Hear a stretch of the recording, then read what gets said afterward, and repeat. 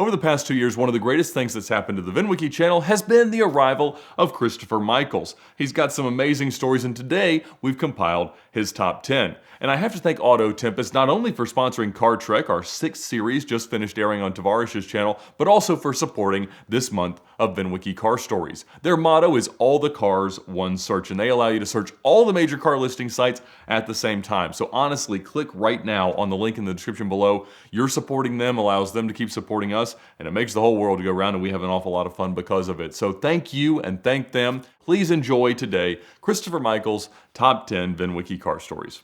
Merry Christmas.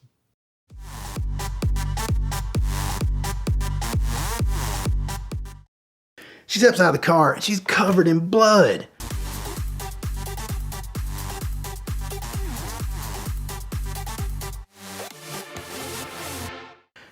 This is a story about good intentions. So it is 1999, and I had just gotten engaged to who would be my first wife. She lived in another town. I was working for a design company at the time and working kind of late. And I had ridden my motorcycle to work, as I usually did, and stopped for gas at the way home to the gas station a little ways up the road from where I lived.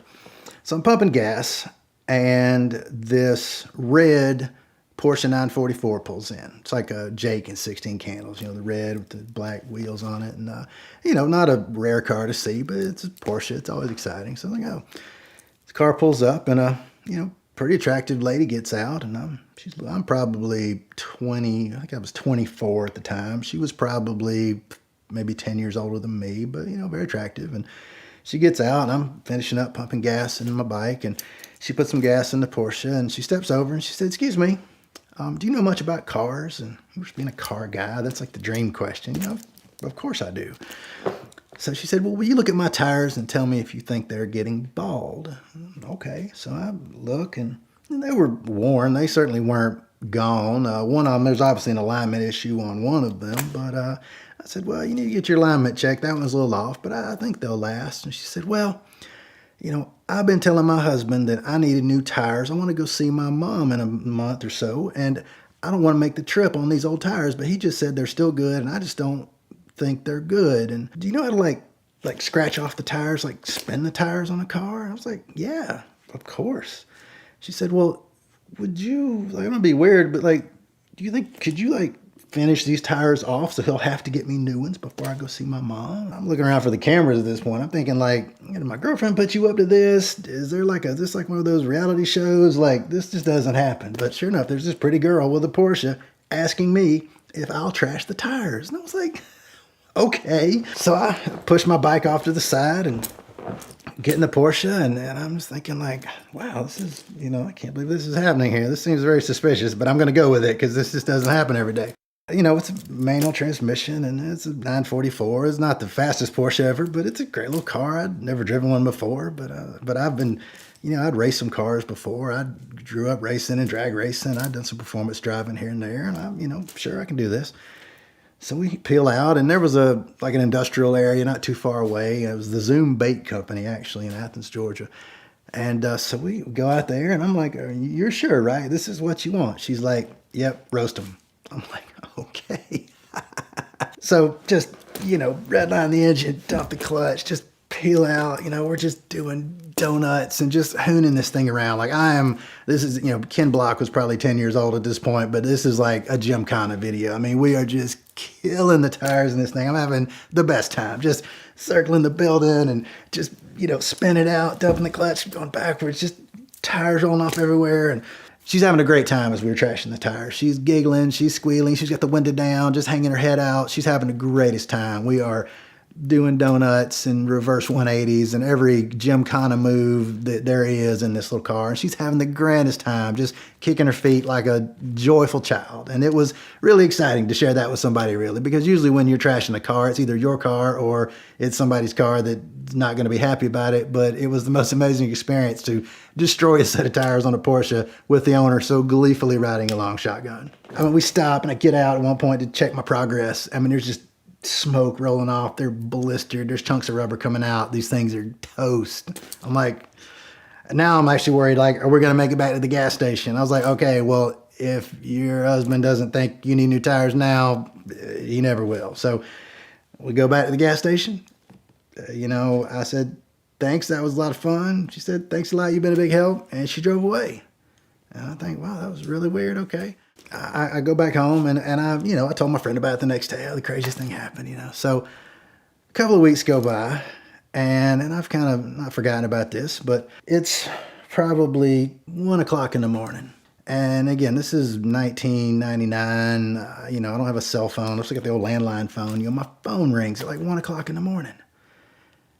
And I'm like, obviously it must be an emergency or something. So I'm kind of sleepy. So I pick up the phone and it's some woman just crying that really high pitched, just, even though I can't understand a word she's saying, I can tell by the tone, it's not my girlfriend. It's not my mom. It's not my sister. It's not anybody I work with. Like, I'm like, who is this? She goes, Tia with the Porsche. I'm like, what? It's Tia with the Porsche. And I'm like, Tia with the Porsche? What's wrong? I've just got in a fight with a guy and I really need some help. And I'm like, okay, well, do you need to go to the doctor? She goes, I'm in front of your house. I'm like, my house? How do you know where my house is? About that time, like, I see headlights in the front window and she just drives like into my yard, like over the driveway into my yard. And I'm like, oh my God, little pop-up lights are up. Again, I've just come out of a dead sleep. So I open the door and she's not really like in the bushes, but she's just sort of partway in the flower bed. And like she's getting out of the car, but her foot's like on the gas. So the engine's revving wide open. Like my neighbors are going to wake up. I'm just like, oh my God, like what is happening? She steps out of the car and she's covered in blood. There's like a closet by the door and I grab a towel and I just sort of, kind of give it to her and she starts wiping her face off. And I'm like, oh my God, we need to call an ambulance. No, call an ambulance. My husband's a doctor, blah, blah, blah. I'm like, oh, here we go. Sit down. So, she sits on my couch. I give her the towel and I kind of clean her up a little bit. And she's actually really not even that hurt. She's really drunk, just beyond drunk. And as I clean her up a little bit, like really the only injury she had was just this tiny cut on her forehead where, according to her, some guy had broken a bottle over her head. But when your blood alcohol level is half, you tend to bleed out a bit. So I get her cleaned up. I can't stop the bleeding. I've got like a paper towel. I'm like, here, hold this. And anyway, I'm like, all right, that's it. You're going to the hospital. We're going, no, you can't go to the hospital. She's so drunk. So I just kind of pick her up. Like, I have a car. I've got a 5 Series BMW at the time. I'm thinking, like, I don't want her bleeding in my car. And I don't want her in my car. And what am I going to do with this Porsche in my front yard? So I'm like, okay. So I put her in the passenger seat. I get in the Porsche, back it out of my yard. And I drive her to the hospital. And on the way there, she's like, I'm so sorry. I'm like, how did you get my phone number? And she's like, oh, I'm just really this guy. He's just drive. We were going out, blah, blah. And I'm like, Tia with the Porsche, how did you get my phone number? And again, she's drunk and she's still kind of crying. She's like, my friend's a police officer and you were really nice. And when you drove off on your motorcycle, I got your tag number and he gave me your phone number. I'm like, well, it's really great you found me. What's your friend's name? She wouldn't tell me. She was smart. Tell you what, I'm going to take you to the hospital. I'm going to drop you off. I'm going to take your Porsche back to the gas station where we met. I'm going to leave the keys with the clerk. He's a guy named Shane. He's a friend of mine. When you're done, I want you to get a ride, get a cab to the gas station, get your Porsche, and please don't call me again. She's like, oh, I'm sorry. Okay, I'm sorry. I take her to the hospital, and kind of out of her drunken stupor, she looks up and she's like, no, you can't go to this hospital. This is one my husband works at. I'm like, oh my God. There's only one other hospital in town. So leave that hospital, take her to the other hospital, drop her off. As I'm pulling out of the hospital, I pass a guy in another car, and he puts his arm out the window, and I stop, and he looks in the car, and he goes, where's my wife? And I was like, she's inside. She's okay. He's like, why do you have her car? I was like, I'm taking it back to the place where she was at. He's like, is she hurt? And I was like, she's inside. She really needs you. So he goes into the hospital. I scoot back to the gas station, drop the car off, lock the doors, give the keys to my friend Shane and said, Shane, somebody is going to come looking for this Porsche. Please give them the keys. Do not tell them my name. So I walk, again, it's 3:30 in the morning at this point. I walk back to my house, get an hour of sleep, get up, go to work, thinking, this poor girl is a train wreck. About 3 days later, my phone rings again, and it's Tia with the Porsche, sober this time. And I said, Tia, I'm glad you're okay. However, I kind of wish you hadn't called me back. She goes, well, I didn't mean to. I'm really sorry. You were really sweet to take me to the hospital. Did I leave my pager at your house? I was like, no. She goes, it's white. It's got little sparkles on it. I'm like, again, this is 1999. People had pagers. I said, no, I don't have your pager. Please don't call me again. About a month later, a guy I work with comes into work one day all excited. He's like, dude, remember the girl with the Porsche you told me about? I was like, yeah. He's like, dude, she crashed it in my front yard last night. And I was like, what? He goes, yeah, it was her and some guy. And like, there's like this, my friend lived on the outside of this curve, and there was this telephone pole. About twice a year, somebody would plow into this telephone pole. Sure enough, Tia totals the Porsche into the telephone pole. And I said, oh my God, what happened to you? Okay? He said, dude, they were hurt pretty bad, man. I called 911, but I went out there and I gave him some blankets, put some blankets on them. The guy gave me this big bag of weed, and he said, can I hold it so the cops don't get it? And I was like, what'd you do? He's like, no, man, I just put it back in the car. And I was like, oh my God, that girl's a train wreck. About a month later, my girlfriend, we got engaged. She's up visiting for the weekend. She lived out of town. She's in for the weekend. We're sitting on the couch watching a movie. I'm in the kitchen, put some dinner together. I come back in with 2 plates. I've got a bottle of wine. I've got some plates, got dinner. I'm all excited. And, we were having a great time. And I went into the kitchen, but I came back and her face was like, she's got the angry face on. And I'm like, what's up with the face? It's the pager. A white pager with little rhinestones on it. Now, I never did anything inappropriate in this story, but at the time, you think, there's no way my girlfriend's going to believe that an attractive woman stopped me at a gas pump and asked me to trash the tires on her Porsche. Nothing happened, so maybe it's better if I just don't ever share this story. Being a story about good intentions, even though my intentions were good, when your girlfriend finds a bedazzled white pager in your couch a month later, it's not so good.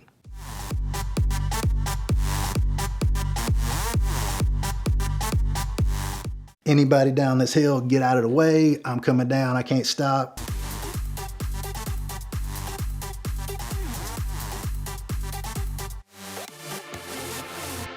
So this is a story that British rally legend Paul Birch said on his deathbed was the best story he ever heard. Now, this is a story that did not happen to me. This is a story that was told to me by the person who experienced it. But it's such a great story. Many people enjoyed it, and I want to tell it to you today. Through a friend, I knew this older guy named Jim Lumley. And Lumley was one of these fellows. He's an old guy. He had dropped out of school in like 7th grade, went on to do like drywall or something like that, but was just a smart guy, hardworking guy, was just very smart despite his lack of education. He was a smart guy, and he, rapidly had his own crew, became a manager, bought his own company, turned it into this multi-million-dollar business. And this would have been probably the 70s, late 70s. Turned into a multi-million-dollar business and sold it. This was around the time of like, Convoy and the first Smoking the Bandit had come out, trucking, C.W. McCall, all this kind of stuff. Trucking was cool back then. It was that romantic age of just trucks with all the airbrushing on the side, taking the back roads and Smokey and the CBs and all that. Lumley told me this story. He said that he had sold his business and he just always wanted to be a trucker. So here he is, this relatively young guy with literally like $1 million in his pocket in 1978. He goes out and just cash buys like the newest, fanciest Peterbilt, chromed out 18-wheeler that you could find. Gets his CDL, does all that kind of stuff. He pays somebody to put some cool airbrushing on it. It's got every light and all the chrome and the big stacks and the sleeper with the, diamond tuck velour in it. I mean, this thing is just the deal. So he gets this truck and he doesn't really want to he doesn't want to be hauling chickens and groceries. He wants to do like cool stuff. So he gets like a heavy haul permit, the big trailers, those big, cranes and that kind of stuff. He got some sort of a contract from like Boston to go to like Portland, Oregon, and haul back 3 of those big, like the big wrecking balls that you swing into buildings and knock them down. So, he drives out gets the first one, drives all the way back with it, drops it off. Goes back. And by the weight, legally, he can only bring one at a time. And I think the romance of it all sort of, after he'd driven back across the country twice, I think the novelty was sort of wearing thin. So he gets out to get the second wrecking ball, and they're lowering it. He's coming off of a ship from Japan or China or something like that. So they're lowering it onto the truck. And he said he looked at it and thought, I got the best truck there is. My truck can pull 2 of these at once. Now, this is way over the weight capacity for probably the truck, the roads, the DOT, whatever. But it's the 70s, and it's not like today with all the computers and everything like that. So he said he slipped the crane guy some cash, and they loaded 2 on. And he goes to the scales to leave the port and slip that guy some cash too. And, his things just worked that way. Now he's going to get paid for 2 trips, but he's only going to have to make 1, so he's pretty excited. So he, meanders through town. On the way out of town, he saw this hitchhiker on the side of the road. Kid looked, like he needed a break or something. So he stopped, and it was a German kid who was over here just backpacking around America. And he was trying to get back to the East Coast, going to somewhere, Boston or Provincetown or somewhere like that. So Lumley said, I'm going across country. Hop in. I'll give you a ride. This is your lucky day. So the kid gets in, throws his backpack in the back, sits in the truck. They hit the road, and and if you're familiar with the Northwest, you've got the coast, and then you've got this really steep, coastal range of mountains, and then it kind of levels out, and it's pretty much smooth sailing until you get to the Rockies. He said the climb over the mountains, he was trying to stay off the major highways because he knew he was overloaded, and although he had been able to pay off the crane guy and the dock guy and the scales guy, he may not be as lucky down the road. So he'd stick to the back roads and, come that way. So he found this little pass up over the mountains, and he said the truck was doing it, but it was struggling. He said it took him most of the morning to just get this truck very, very slowly up this hill. So the German kid speaks some English, and they're chatting a little bit, and he's going up the mountain, and he said as he topped the mountain, I don't know how much trucking experience he had at that point, but enough to know that as soon as he crested the hill, things started going badly. Went to downshift the truck. And, with big trucks like that, they call it like losing a gear. The truck just takes too much of a load and the transmission pops out. And then, with a big truck like that, you have to double clutch it and synchronize the gears. And if the transmission starts running faster than you can get the synchronizers in, you can't get it back into a gear. So the weight, the strain, whatever, he pops out of gear and the truck's basically in neutral. So he starts picking up some speed. And of course he lays into his brakes, but these are some big, heavy wrecking balls. And, he said he's riding the brakes and he's on them pretty hard and he's trying to get it back in the gear. He's just grinding gears and just can't seem to get the truck back. And the runaway truck, he said, was only about 5 miles an hour at first. It wasn't like it was careening away really quickly, but he couldn't stop it. And this was another, hour-long trip down these roads. So he's on the brakes, and the truck starts picking up speed. And he said he was just riding it. And all of a sudden he just heard this, one of the air lines to the trailer blew off. And he's braking again, and the second one went off, and suddenly he realized, I can't stop this truck. So he said he snatched his CB, and he called, and he just, kind of broadcast a couple miles around. He just said, anybody down this hill, get out of the way. I'm coming down. I can't stop. Everybody clear the road. Call came back immediately. There's a traffic accident down here. There's people all over the road. There's emergency vehicles. You got to stop the truck. He said, I can't stop the truck. I'm running away. They're like, you got to crash it. You got to stand off the mountain. You can't come through this town out of control. He's like, oh my God, what am I going to do? So he just kind of looks around, and he's, Lumley was a tough guy. He was a man's man. He, probably didn't debate the decision too long, but, he just looked at his truck and he realized that I got to jump and send this thing off a cliff. And he turns to the German kid. He's like, we got to jump. You got to jump out of the truck. And he said, they're only going about 15 miles an hour, but, the kid was just petrified and just sort of in shock. He's like, you gotta jump. And he reaches over and he opens the door and he said, jump, kid, jump. And the kid just couldn't move. So he just said he slapped him, and just like in the movies, kind of knocked him out of it and just pushed him, and pushed him hard so he'd clear the wheels, and the kid just goes out the door. He said, going down the road, he could see like a switchback, and it was just a guardrail in the sky. There wasn't even a mountain. It was just some massive, Pacific Northwest kind of cliff. And this was his shot, so he said he opened the door and got out on the running board and, held onto the wheel and just kind of gave his baby one last look and just cranked the wheel over towards the guardrail and just jumped. And he said, the truck was probably going 25 miles an hour at this point. So he jumped, hit the ground, rolled. The truck just crashes straight through the guardrail like in a movie, like Thelma and Louise, just off. According to Lumley, he hit the ground, rolled a few times, kind of rolled up onto his feet, and ran to the edge, and the truck was still in the air. Had just plummeted. I mean, these are these type of cliffs that people, those winged suits and base jumping off. The truck is still in the air, he said. And of course, it just hits. And as he put it, that you could have put the biggest part of that truck in a wheelbarrow. It just destroyed it. But as exciting as that sounds, that's not where the story really gets exciting. At the bottom of this mountain, here's a cliff, there's a hillside, there's a lake at the bottom. And on this lake was a fish camp. People would go up on the weekends and, they'd cook you'd go out and catch trout or whatever, and they'd cook them. There was a bunkhouse and a boathouse and a meal house and that sort of thing, kind of a live the mountain life sort of deal. Now, in the court case that followed, the people at the fish camp said they thought it was an avalanche. Now, the truck pretty much flattened where it landed at the base of the cliff, but these two wrecking balls continued down the mountain. There was a boathouse at the end of a dock. One of these big, giant wrecking balls is just rolling down this mountain like that big rock in Indiana Jones.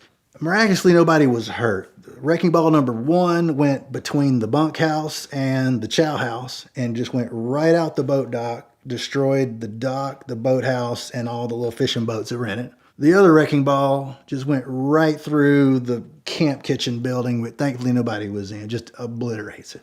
Well, there's another part of this story. If anybody's ever lived on like a Corps of Engineer lake, Lake Lanier, anywhere like that, national forest, if you go cut a tree down in a national forest or on a lake that's owned by the Corps of Engineers or the federal government, there is a fine associated per tree. And I think even at the time, this is something like, several $100s for each tree. Well, because Lumley was willfully deceiving the federal government as to overloading his truck, he had done it on purpose. Knew he was violating these rules. He was therefore considered negligent because the forest which his truck crashed into was owned by the National Park Service. So they fined him for every tree that was destroyed by the truck and the two giant trails of destruction. I mean, we're talking a half a mile as these giant wrecking balls rolled through the forest. His insurance company didn't want to pick up the tab because, again, he had willfully and negligently overloaded the truck and bribed a dock operator to overload the truck. So Lumley, out of his $1 million that he had made selling his drywall company, he had to pay off the truck. He had to pay for the boats and the boathouse and the new meal house and all of the trees that he destroyed going down this hill. He said he was stuck in the Pacific Northwest, literally broke with no more money. The funny story was, of course, this made the papers and the news and everything else. Well, the local town took a shine to this poor German kid who was okay, save a few scratches and bruises. They all chipped together, bought him a bus ticket to get him back to Boston. Lumley had to wait for his brother to come and pick him up and thus start his entire life over after his misadventure with these wrecking balls.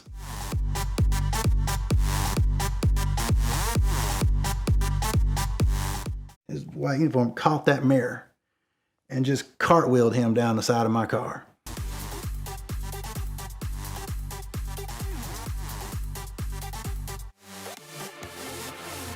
As my mom liked to say, my first word was Lamborghini, which is not true, of course. But I love cars since I was born. I just can't imagine a time where I can't remember a time and I was not drawing cars on my little chalkboard or playing with Hot Wheel cars or digging holes in the dirt or the sand pile or whatever I does. Love cars. And I actually learned to drive when I was 8 years old. My granddad had built a little airplane, had a little grass airstrip behind his house, and he actually taught me to drive stick when I was 8 years old, and he'd let me go out there and practice, and I would spend all afternoon just driving up and down that runway. I got to drive when it was my granddad's house, but I didn't have anything of my own. When I was 10 years old, I wrote and illustrated a little bitty kid's book, just a tiny little thing, and I didn't make much money on it, but I made just enough to buy a 1966 Chevy Fleetside truck. And it was beat all to crap. It was just a completely crap truck, but I loved it. And I drove around on our farm, 3 on the tree, had a 283 in it.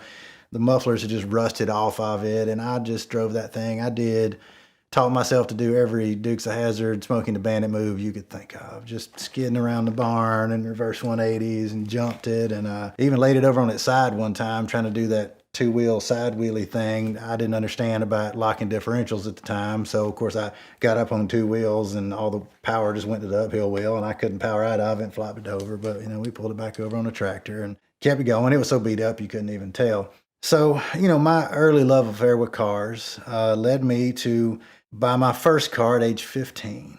And I had saved up money and for $300 from my algebra teacher, I purchased a 1963 Buick LeSabre, two-door coupe, gorgeous car. I love this thing. Now, it needed a little bit of work. It needed a little bit of body work. That's how I learned to do body work. My parents were not into cars, so the rule was if you just wanted to work on it, you had to figure it out. You wanted it, you had to figure it out. So I learned how to do body work. I learned how to do framework. I learned how to do some mechanical things. And as I was 15, looking forward to getting my driver's license, I had just put so much love into this car. I fixed it up. I cleaned it up. I was scouring junkyards for parts and, going through J.C. Whitney catalogs, trying to figure out what cross-referenced and, talking to old guys that knew that this axle fit that car, whatever I could do. And I put this car back together and I love this car. Oh, it had a 425 cubic inch V8. That's 7 liters for all of you Canadians out there. It got 4 miles a gallon downhill with a tailwind. It was ponderous to say the least with the handling, as most big 60s boats cars did. The Pontiac, the Buick, the Cadillac all shared kind of the same platform. The wheelbase in this thing is, I don't know what, it was vast.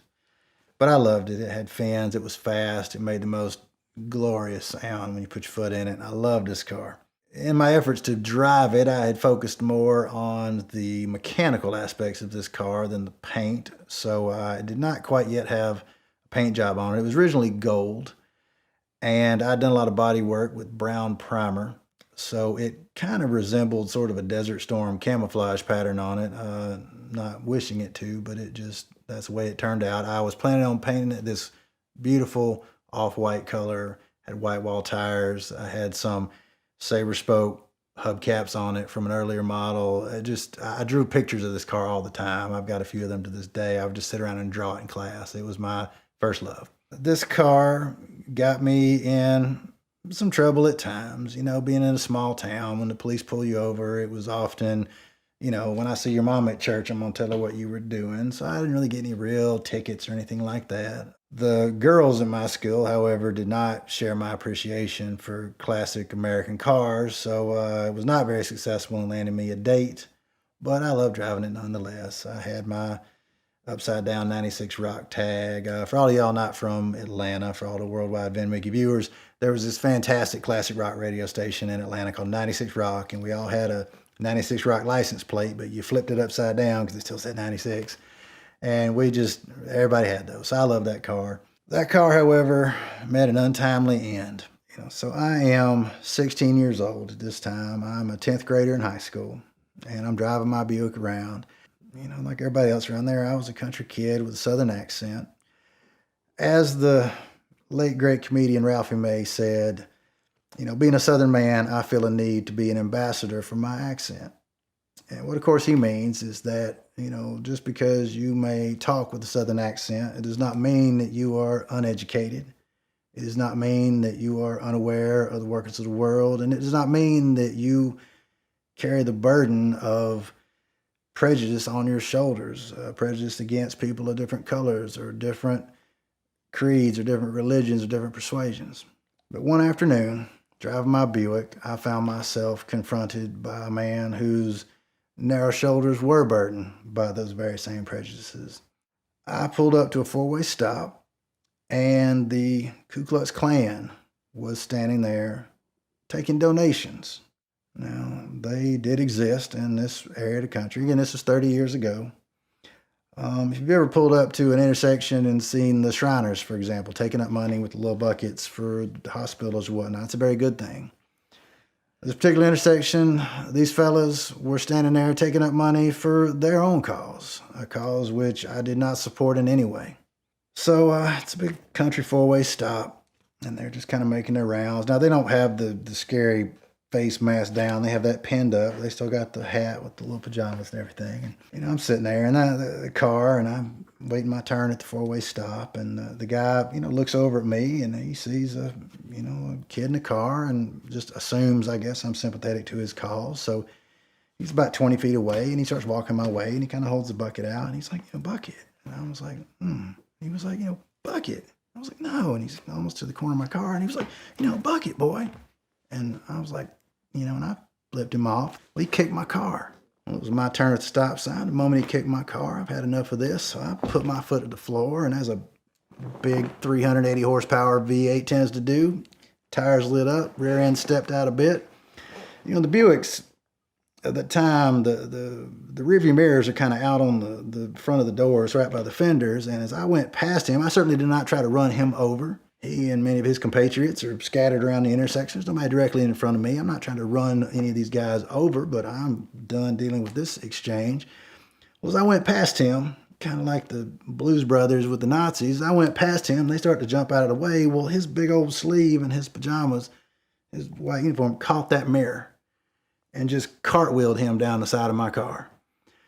So, of course, I fishtail through the intersection. Everybody jumps out of the way. I make my own up the hill, look in the mirror, and he's okay. I didn't hit him, but he's laying in the road, all kind of, his hat's falling off, and they're helping him up. So I don't think nothing of it. And I go on home and, just thinking, what a jerk this guy must have been. I can't believe these people.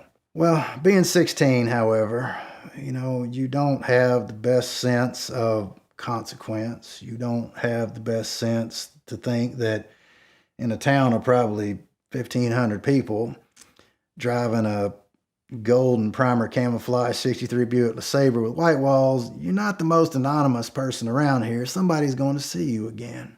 So this incident happened on, it was probably a Monday or Tuesday or something like that. That Thursday, I took that car, which had a terrible overheating problem, big engine, old radiator. Took the car to the local radiator shop. They were going to take the radiator out, boil it out at the time, something they would do to clean it out, put it back in. So they did the radiator. That car sat there all weekend long at the radiator shop right in the middle of town. So Monday after school, a buddy of mine gives me a ride to the radiator shop. I'm very excited to pick my car up. I get in it, pay the man, crank it up, make a right turn out onto the highway, kind of get rolling, get up to speed. And I feel kind of a shimmy and a shake in the steering wheel that I'm not used to. That car just drove like a cloud. But it kind of shaking, something didn't feel right, and it kind of got a little worse. And I went to ease on the brake to pull over, see what the problem was. The moment I did, the wheels forces to the right, the car went right off the road, slammed into a telephone pole, so centered I couldn't have done it if I'd have tried. Actually, the little Buick emblem from the front of the car actually embedded into that telephone pole. It made the little three shields right there in the pole. Of course, totaled the car.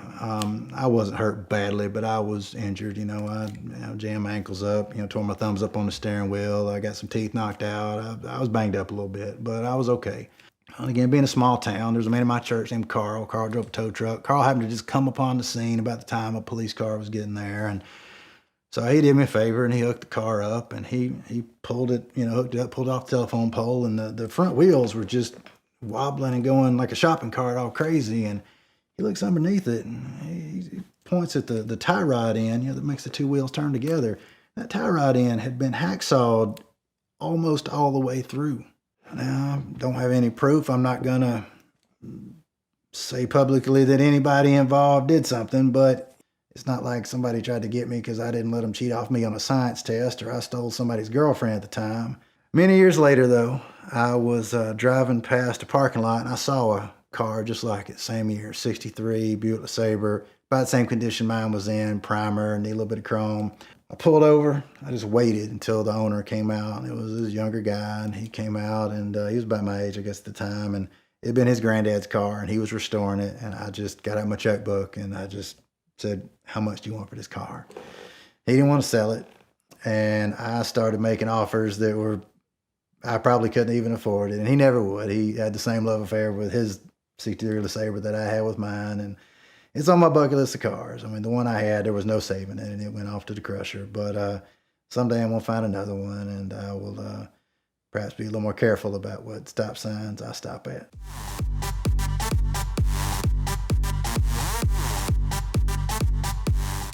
part of me was thinking like, hey, free gun.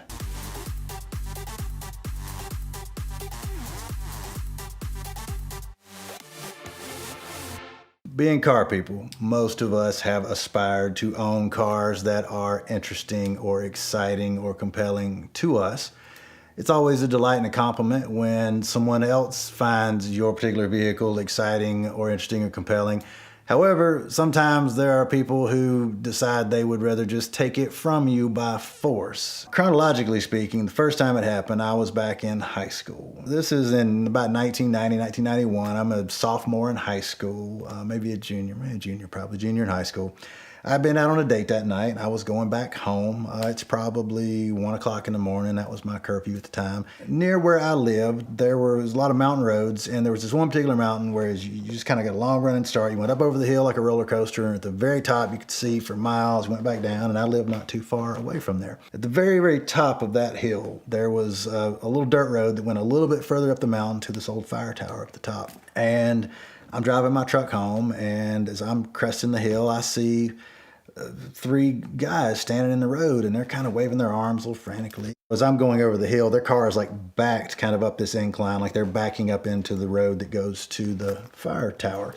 And they're kind of waving their arms, and I pull up and stop. As I pull to a stop, 2 of the guys kind of walk across the front of my truck, but one guy goes around the back, and I just kind of, lock the door and roll my window down about halfway, and the guys say, hey, our car broke down. Can you give us a hand? And I'm like 17. These guys are probably 20, 21. They're a little bit older than me, but we're all still pretty young. My spidey sense, maybe, I don't know what you would call it, but, there was one guy's kind of in my blind spot here. These 2 guys stand by the door. They said, we take a look. And I said, well, before I got out of the car, I said, well, what happened? I'd been working on cars for several years at this point, even being 16 or 17. So I said, well, I've worked on cars. What you got going on?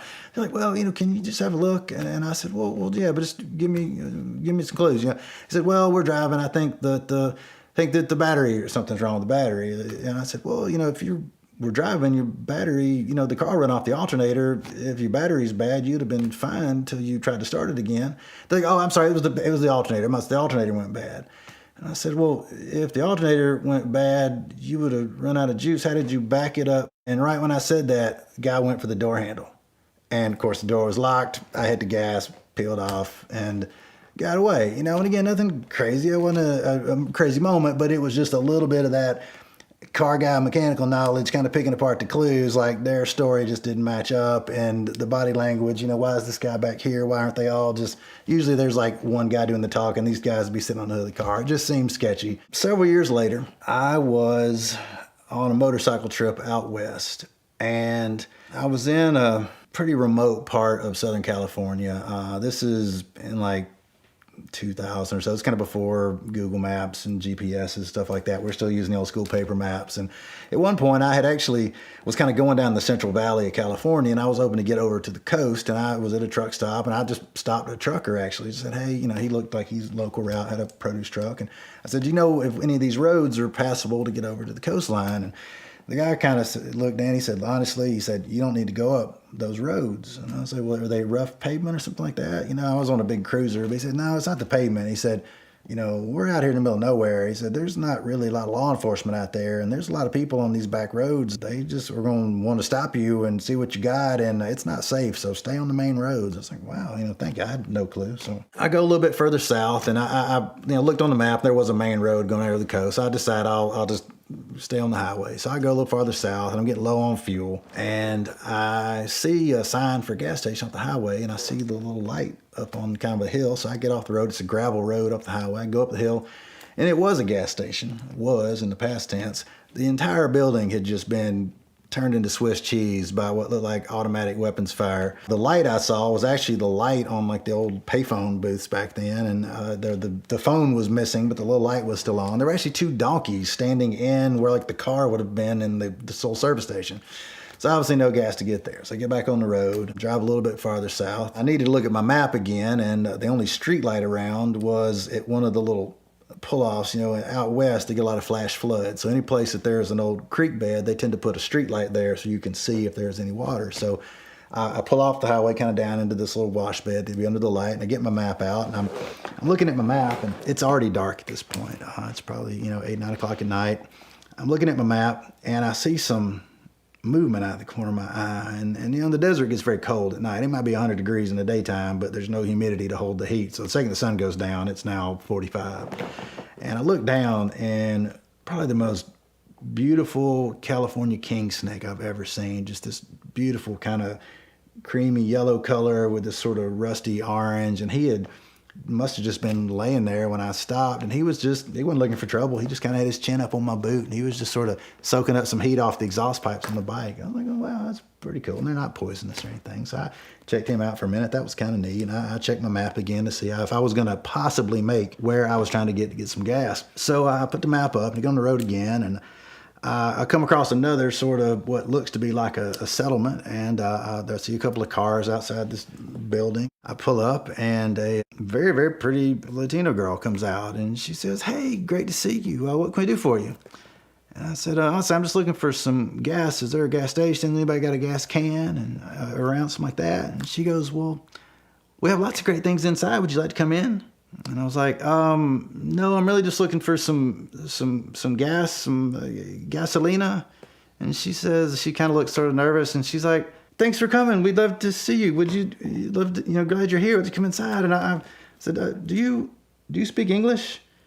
And she said, "Hey, why don't you come inside?" She already had no accent, but she just rehearsed the saying. I guess she was just trying to I think it was a brothel or something like that. I don't know what was going on, but she was just the greeter. So I decided to leave that situation. Let's get back on the road. So get back on the road again. And then finally, as I am running on fumes, I get to this little exit outside, probably a few miles north of Paso Roble or somewhere. So I get there, and there's a gas station, and there's a little closed down Burger King and a McDonald's, a few things. So civilization finally. So I get some gas, and I go past the closed down Burger King, and then the McDonald's is there, and they've actually closed for the night already, but they're still in there. They're mopping up the floors, all that kind of stuff. So girls with the time, I stopped a bike, and the lights were off in the parking lot, but there's a little drive-through arrow and a couple little lights here and there. The bike was being a little sketchy, and I kind of wanted to leave it running because it was dodgy to start up again. So she said, "Well, I'll go knock on the door, see if they got some food left or something like that. Get us something to eat, and you stay with the bike." That's the plan. Okay, cool.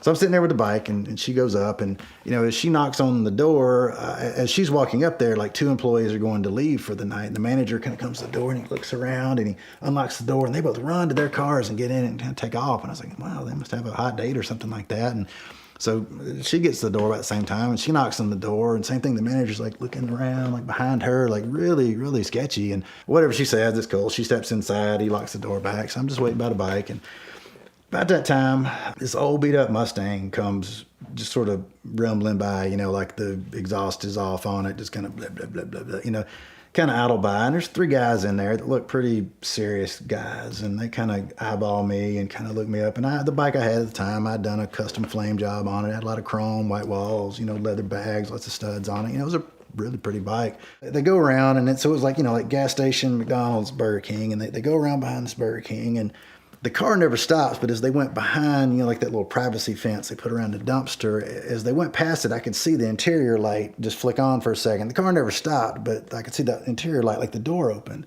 So I'm thinking, somebody got out of that car. And sure enough, they're going very, very slowly. And I start looking around, and there was a little kind of a hedgerow between, the 2 businesses.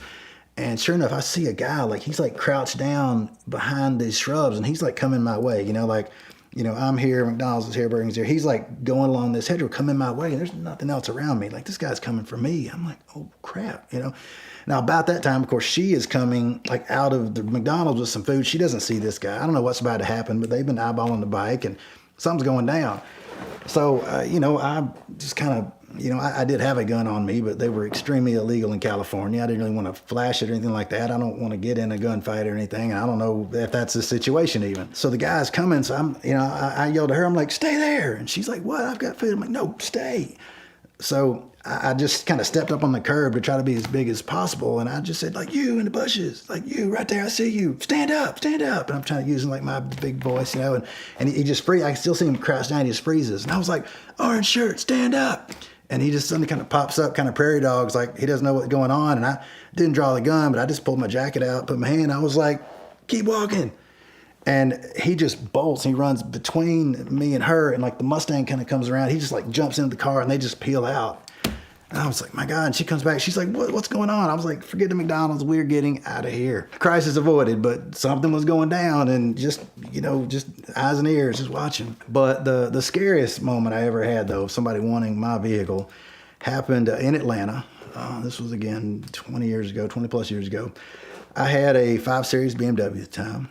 And I lived downtown. I was going to visit a buddy of mine. The way to kind of get to his apartment took me down. There was like a road that kind of went around a park, and it was like the road was like an L. It was just, you went down the road and there was like a cross street. There was no cross street. You just went down past the park, turned right, went down. That car, the air conditioner did not work in that car, so I had the windows down. It was a manual transmission, so I'm driving along, and as I come up, there's some people hanging out and cars up down the sides of the road and whatnot, and it's late afternoon. As I'm coming down the street, I get almost to the 90-degree turn, and a car from the curb where these guys were kind of hanging out just like pulled out in front of me and then just stopped. And I just kind of put the brakes on it and almost hit him, but he just kind of blocked me there. And I immediately just went to kick the car into reverse. I was just going to back up and go around him just because, what a jerk, he wasn't looking.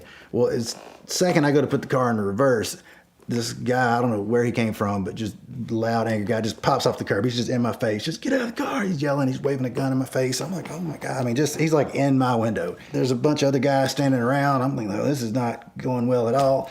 He's kind of waving the gun, yelling at me, and he's actually yelling and sort of so aggressive that I can't even quite really respond to what he's telling me. So, he's yelling, get a car, get a car, get a car. And so the car's already in reverse. And at one point, I just stiff-armed his arm like against the dashboard to keep the gun pointed at me, and I just dumped the clutch.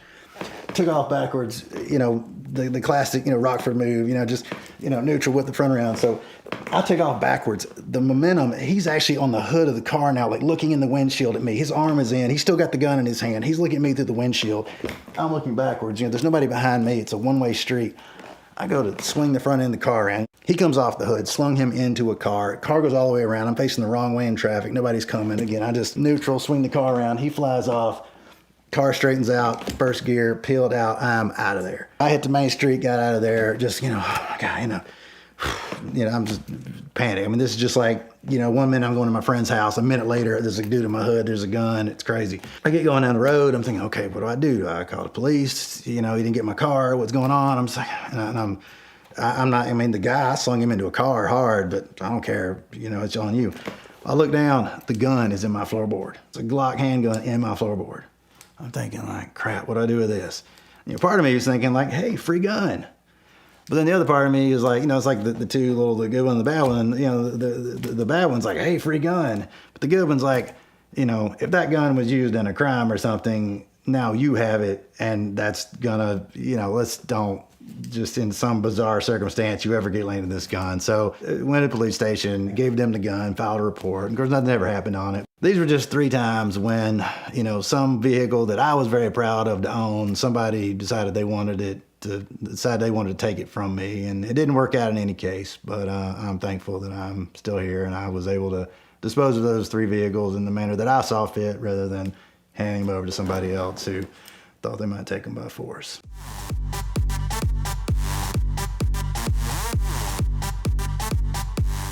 She said, well, baby, I'd be happy to do that. I was like, thank you.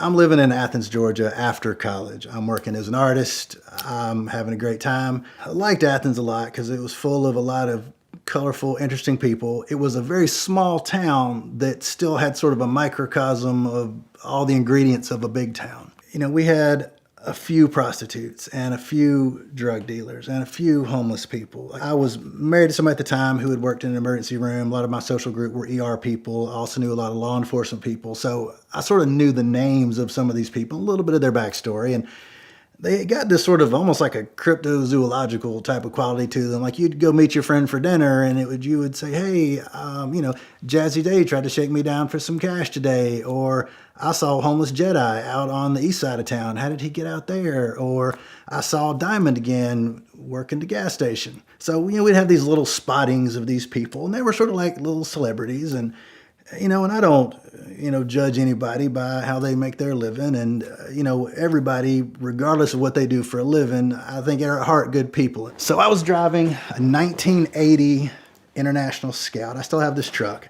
It was the long wheelbase truck cab. It had a diesel in it from the factory, and it was a rock crawler. It had the roll cage and the big tires and the locking diffs and all that kind of stuff. And I played with it hard. I love this truck. I still have it. But, as often happens with trucks, you play really hard off-road. The drivetrain tends to take a beating, and, you don't always hear the warning signs of parts about to fail because it's a loud truck and loud tires. The interior is like aluminum and bed liner, and, you just don't really hear things like a U-joint going bad. So it's late afternoon in the wintertime, and I am kind of on one side of the sketchy side of town and heading somewhere, and I go to make a turn, and all of a sudden just pow, and just the most awful cacophony of noise. And I immediately knew what had happened. The front U-joint had broken on the drive shaft. So imagine, as the back wheels are still turning, this drive shaft is just doing these wild gyrations underneath the truck, just road frame, just beating everything. So immediately stop. And I get underneath it, and yes, this is what's happened, and, I can fix it, but it's going to take a little while. So by chance, I was only about a half mile from my wife at the time, by her office, and she worked at a medical office. And, not being in the best side of town, I thought, well, if I can just get the truck there, I can at least fix it in the relative safety of their parking lot. And if not, it'll be easy to get a ride home. Kind of scratched my head and kind of figured this out. I'm actually on the road I'm on. It's just about a half mile, mostly downhill, to this office. So I'm thinking, all right, well, if I can just get over the hump and, somehow keep this drive shaft from just beating everything up. So I get under the truck, and of course it has taken out the rear brake lines. It has taken out the rear parking brake cables. It has just destroyed everything underneath the truck. But I had some ratchet straps in there. So I get the ratchet straps out, and I come up with this sort of, to me at the time, seeming clever idea of strapping the strap from like 3 different directions, kind of triangulating the drive shaft, hopefully that it'll sort of spin in place somewhat and at least hold it together till I can get it down the hill. So I'm under the truck, and I'm fooling with it, and I hear some footsteps nearby, and it's getting dark. It's not dark yet, but it's getting dark. And I hear some footsteps, and I look, and there was a pair of white sparkly go-go boots. Not your typical urban footwear. And this person, presumably female, stayed there for a minute. So, I kind of scoot out from under the truck, and it's Diamond. I'd never met Diamond myself, but she was a known sole proprietor in town. And again, these aren't, this isn't Atlantic City or some dark, Detroit or anything like that. We knew these people from, my cop friend had run her off of my parking lot one time, and my ER friend, she'd come through the ER. She went by the name of Diamond. I don't know what her real name was. Diamond Bracelet, I think, is actually how she called herself. But I never met her in person, but there's Diamond standing right there. And she's like, what are you doing? And I said, well, part of my truck broke. I'm just going to try to get it down the hill. And, you doing okay? So I'm doing all right. It's kind of a slow day. I'm doing okay. Okay. So I, strap the drive shaft down, get back in the truck, and, it's a diesel. It's got the fuel lever and glow plugs. It takes a minute to crank it and everything. It's really wonky 4-speed in it. And, so I get it going again, and I get about 120 feet before, the motion of that drive shaft, it just sort of pulled the ratchet straps out. So I stop again, and, because it's taken out the brake lines, the first gear was really low in this thing, but the brakes have pretty much gone at this point. Parking brakes are shot. So I'm kind of right at the top of this hill, and I'm thinking like, well, this is going to be awkward. So I, crank it over against the curb, kind of use the curb to hold it in place, and get out, and I strap it down again, and, get back in, back it up, make it about another 100 feet, and the whole thing, I'm just going to this routine. Well, this seemed to be matching the walking pace of Diamond.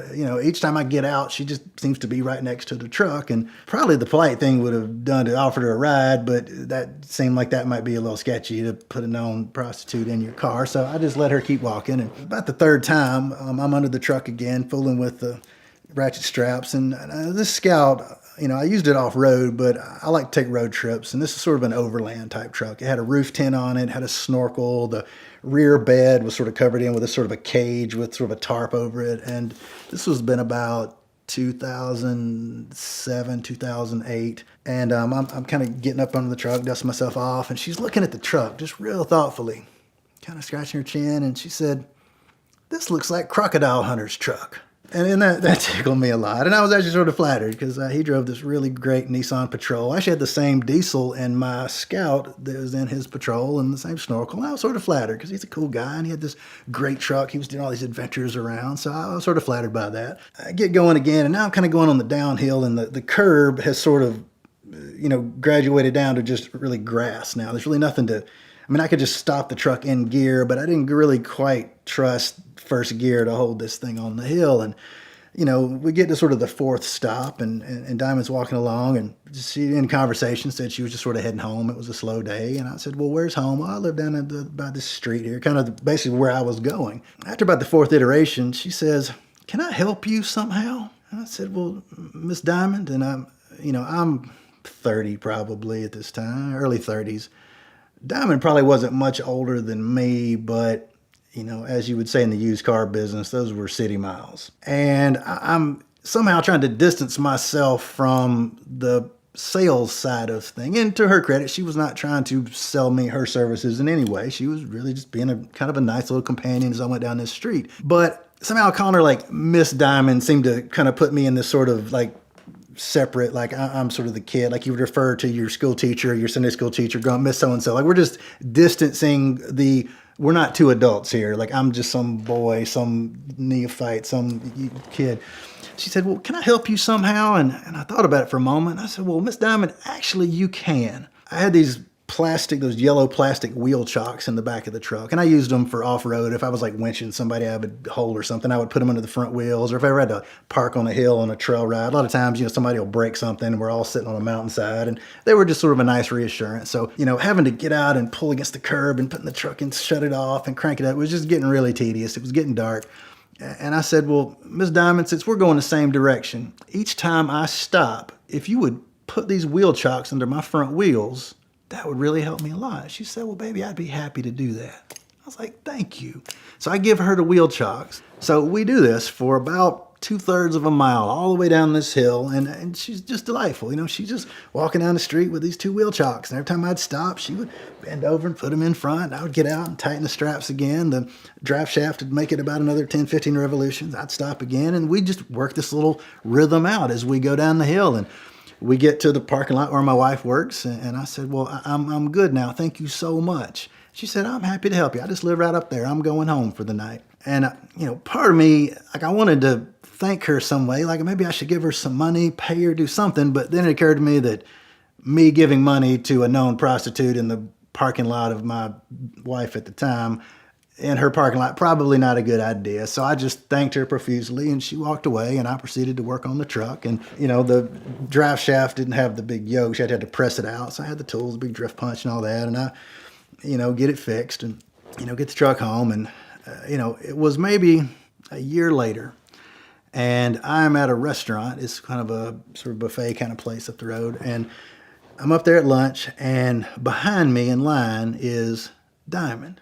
Now, she is in her civilian clothes, and she's behind me, and had thought about her many times, just what can I, what a nice thing she might have to do. So she was behind me in line, and I turned around, and I said, "I don't know if you remember me or not, but you helped me fix my truck one day with the wheel chocks." "Oh, yeah.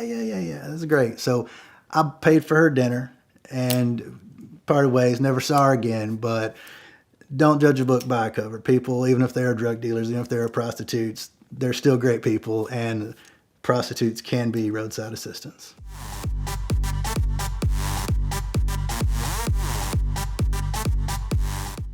Drive! They're gonna kill us! Just drive!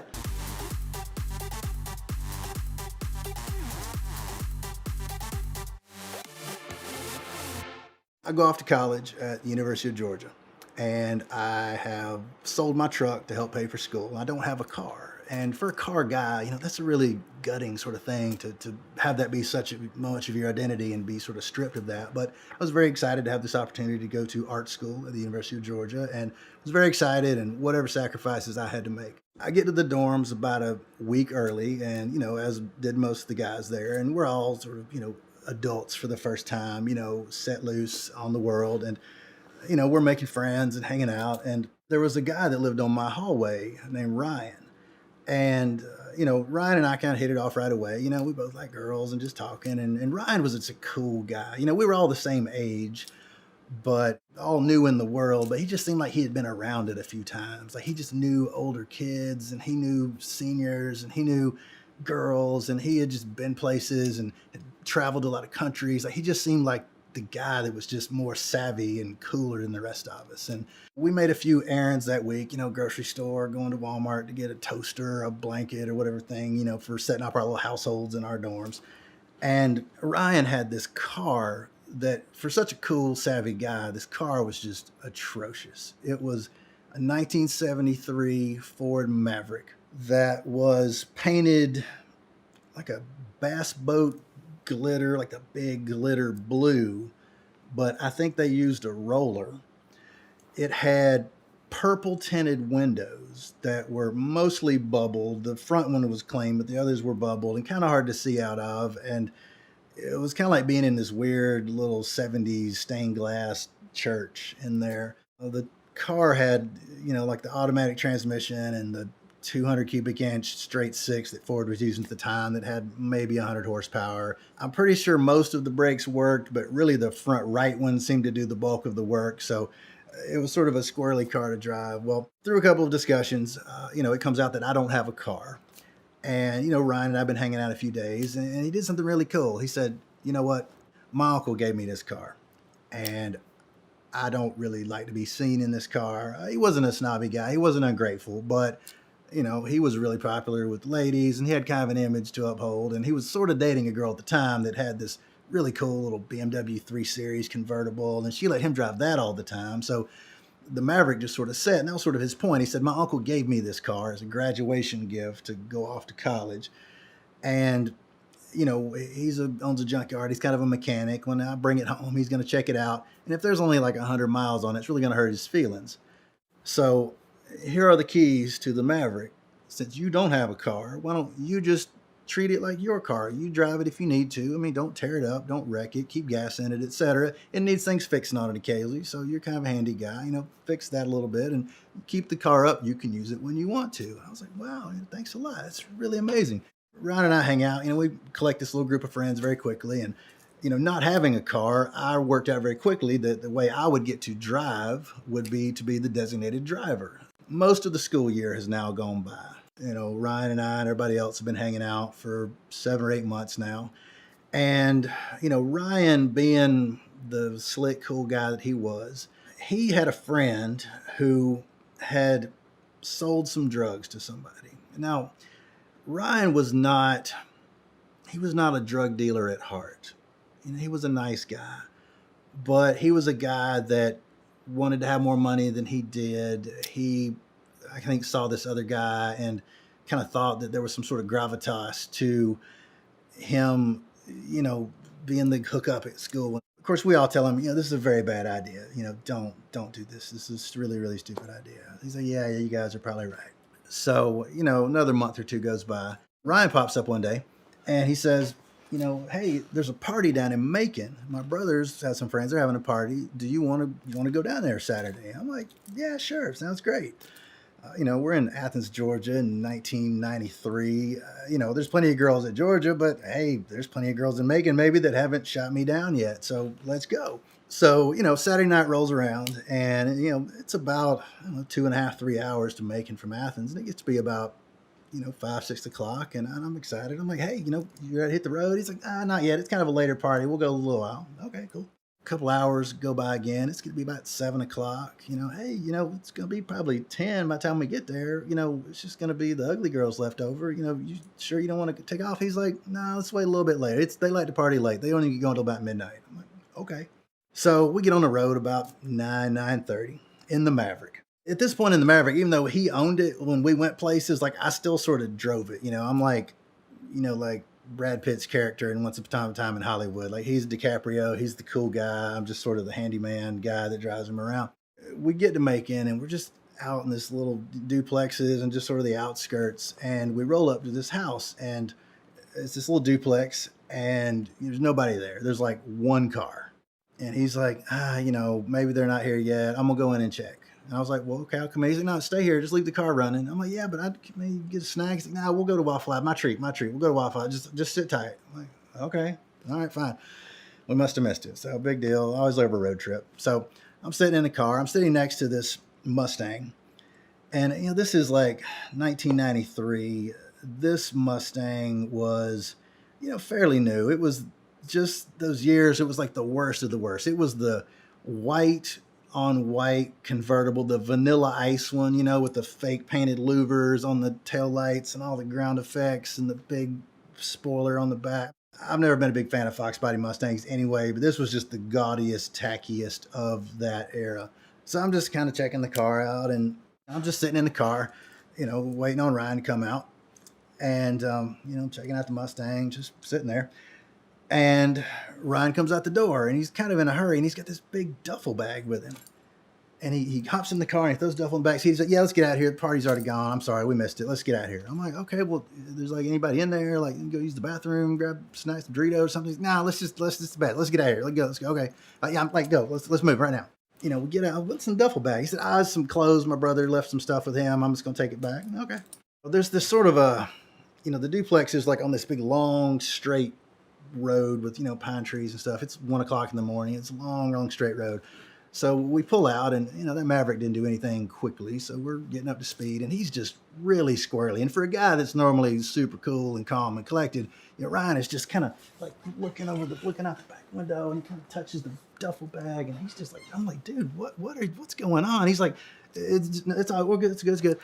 And, and there's some car coming up behind us and he does a double take and suddenly he's like, drive, they're going to kill us. Just drive. Like, well, and I'm not the kind of guy, the tone of his, I don't need to know why at this point. Like, if we're sitting here and you start running, I'm just going to start running too. We'll sort it out why later. So I put my foot to the floor and, the Maverick slowly begins to build up speed. So, he is freaking out. I'm not freaking out. I'm like, okay, so I'm just straight road. There's nowhere to go. Well, very quickly, this Mustang is like immediately behind us. And, he's like, I stole their drugs. They're going to kill us. And I'm like, you what? He's like, I'm like, what? So we're just driving. And again, given the space, that Maverick had maybe 90 miles an hour in it. A 5.0 Mustang's not necessarily a fast car, but it's way faster than this Maverick is. So we're driving and Ryan is like, okay, I was going to buy some weed from this guy. And I got there and he was all passed out. And like, I was going to just like give him the money, get the weed. But then like the whole bag was right there and he was passed out with some girl. And like, I just took the whole bag, man. And I was like, you brought me on a drug deal? He's like, I'm sorry. I didn't think I was just going to buy a little bit and sell it. It's cool. But now they know I've got it. We got to go. So I'm now just, and I'm like, we can't go anywhere. It's a straight road. So we're just doing this like movie thing, swerving back and forth. The guys are getting behind us. Eventually, we get to like a curve in the road and I kind of, believe it or not, got a little bit of distance on the curve and there's a turn. So now we're just randomly turning on roads again. And he knows where he's going. I don't know where I'm going. It's dark. As Jeremy Clarkson said, the headlights were like candles in jam jars. We're easily overrunning the headlights in this thing. It is like the worst onboard rally video ever. It's just trees and curves and mailboxes and trailers and trash cans and possums. And we're just flying through the countryside outside of Macon, being chased by these people. We get to this sort of a neighborhood and there's a stop sign and like I can see there's nothing coming, but there's like this one car over here. I'm doing this like timing it thing. So I just like run it and I think the Mustang braked just enough that just gave us just a little bit of an edge. So now we've got a little bit of a gap. We're just wildly going through this neighborhood. It's 1 o'clock in the morning. We're passing people's mailboxes, just careening around turns. And again, I'm not a great driver, but I'm like digging deep every bit of skill I have. Tires are schooling. We've lost most of the hubcaps off this car, probably bullet style at this point. I'm terrified. He's terrified. We're driving a car with a giant bag of marijuana he's stolen from an actual drug dealer. So, had no exit plan whatsoever, like no escape plan, no, nothing. In my mind, somehow I'm thinking like we knew people at school that had fast cars. Like, why didn't we take that car? But he never planned on this happening. Like, he was apparently just going to buy like a little bit and sell it and just brought me along because he wanted some company and probably was never even going to tell me about it. But couldn't resist the opportunity to get this in, like, we're talking like the big, like the ones like sailors take off to World War II, this big body bag size bag of weed. I don't know how much this stuff's even worth. Just, it's a lot. They're chasing us. We're on this road and just swerving and swerving. And finally, there's like this truck stop, like one of those, not like the big pilot loves interstate, but just like some sort of back highway kind of truck stop, a few bays, and it's lit. And I just go swerving in there. And now we're just careening through the rows of these trucks and through the gas pumps. And, again, I've got no speed advantage on this Mustang whatsoever, no handling advantage. All I've got is just a little bit of guile and that sort of redneck kid survival instinct. I'm channeling my inner, Bandit and the Dig Boys and Magnum PI and Michael Knight and everybody, all of my spirit animals from my childhood. Please come down and guide my hands to get away from these drug dealers. We just do this crazy, like, it's like those, like, Buster Keaton movies or like the Scooby-Doo, like where there's the hallway and like they're running and like they're chasing them. And then like now we're chasing them and they're chasing us and we're just zooming in and out. And, just this ridiculous cheese maze thing between all these big 18-wheelers. And I'm just waiting at any moment to just come careening around a turn and plow into a truck or hit a big diesel tank or run over a gas pump or something. We're like cutting past the actual, like the gas station that had the little airline, that like made the little ding dong when you drove over. It's just like ding dong, ding dong, ding dong, and just these crazy. This goes on for like minutes in here. It's just like the most ridiculous Keystone Cops of just these two cars just careening all around. And I finally get lucky, like they end up on like one side of a truck from me and I hit the brakes and they overshoot it and then I back up and then now they're backing up and then we go through the gas pumps again and like I cut behind another truck. They're kind of trying to get on me and I like turn the headlights off and just like zip behind this truck and then kind of just went around in the dark. I think they thought I doubled back around the other side or something. We just sneak out around behind these trucks, make it out to the road and just drive for like 2 miles with the headlights off. And miraculously, like, we got away. So, we're driving, I don't even stop. I just out of sheer terror, I just kept driving. And I'm like, tell me again, what just happened here? He said, well, I was going to buy a little bit of marijuana from this guy and sell it to these girls that I knew. And like, they would kind of think I was like the hookup. And he told me to come down. As a guy my brother knew. And he told me to come down and he would sell me some. And I got there and, I thought there were gonna be some people there and I figured we'd hang out a little bit and I'd buy it, we'd go back and you never know and it would be fine. But I get there and he's like, the door was open and I went in and he's passed out with this chick and there's just this giant bag. And like, I didn't know to like, do I just leave the money and take a little bit? And it just seemed like a good opportunity. And I took the whole bag.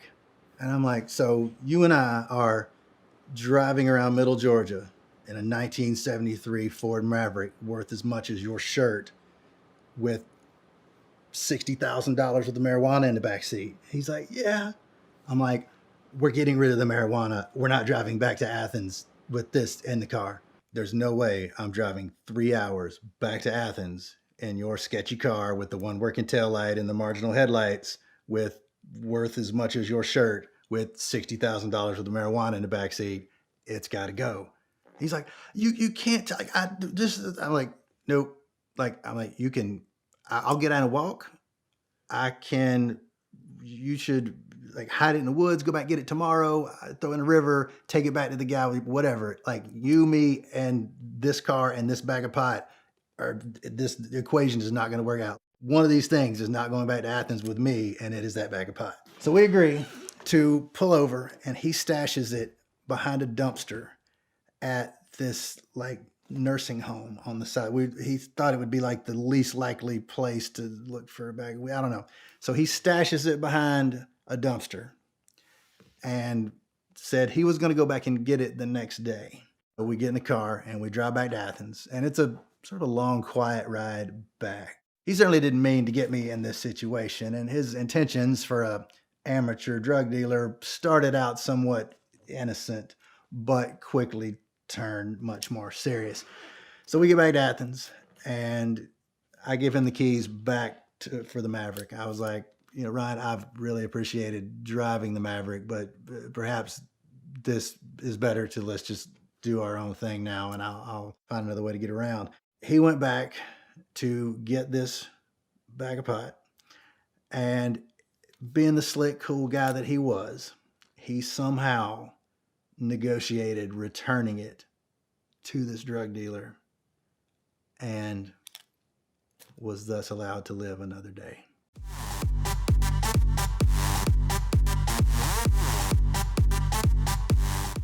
On a magnitude of the DEA's wildest fantasies, have we destroyed a drug crop?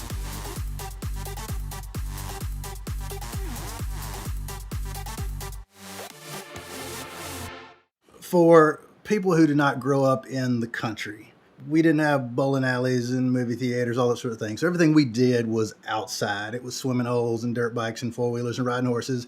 And that involved trespassing on other people's property most of the time. And as long as you didn't tear anything up or start a fire, do something bad, it was generally okay. You'd occasionally somebody run you off, but generally it was okay. So this story happens when I'm in high school. And I don't say that to excuse how stupid we are, but to sort of explain how stupid we were. There was an old quarry that had flooded years before, and it was like our swimming hole. The high end was about 7 stories. The brave kids would jump off of there, and we'd swim around, and it was pretty fun. At some point, some company had bought it and put up a gate, and we were all kind of bummed because we were a bunch of redneck high school kids up in Northwest Georgia, and we loved to go swimming out there.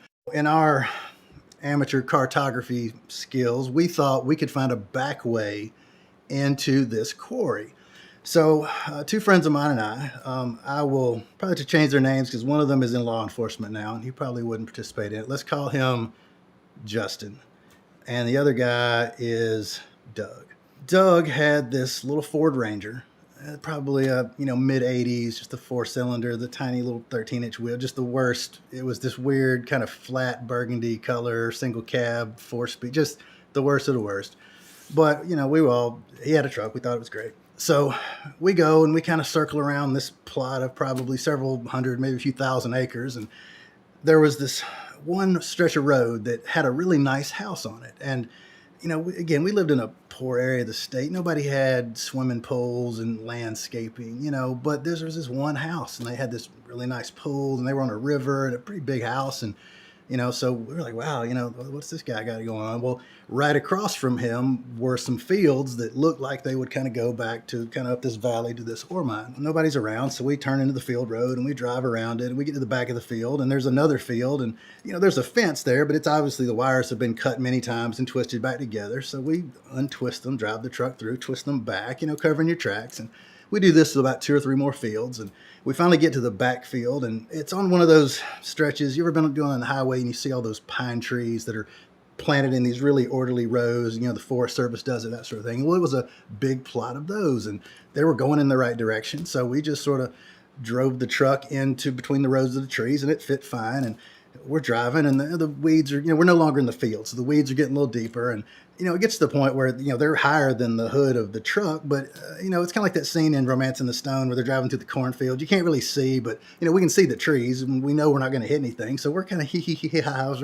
Doug's driving, and we're just mowing down these weeds, and this is pretty fun and exciting. So we get to the end of the row, and we turn around, and we do the no row. We do like 3 rows of this, just this is exciting. The novelty wore off, so we stopped the truck at the far end, and we get out, and we hiked around for about a half hour, an hour, just must have been in the wrong valley. Never could quite find the quarry. We're walking back to the truck, and as we get within, a few hundred yards of the truck, we can't see it, but we can hear like an ATV or something kind of motored around. And we figured we'd probably been busted by the property owner. And again, we haven't done anything, so we're let's just hang back here in the woods, let them go away. Maybe they'll call our parents or something. But we're all about 17 years old, 18 years old. They leave in a few minutes, so we sneak back to the truck and we get in and we turn around. And as we're turning around, we're kind of looking around for a second. And I'm not an expert. This is about 1990. This is probably right before like Snoop Dogg and the Chronic has come out. So we don't really all know what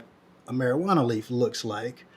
But we'd had a couple of drug classes at school and a few things. And then suddenly look around and we realized that We have driven over tens of thousands of marijuana plants. And this is, school's back in. This is probably September. This kind of right around like harvest time. I've since learned.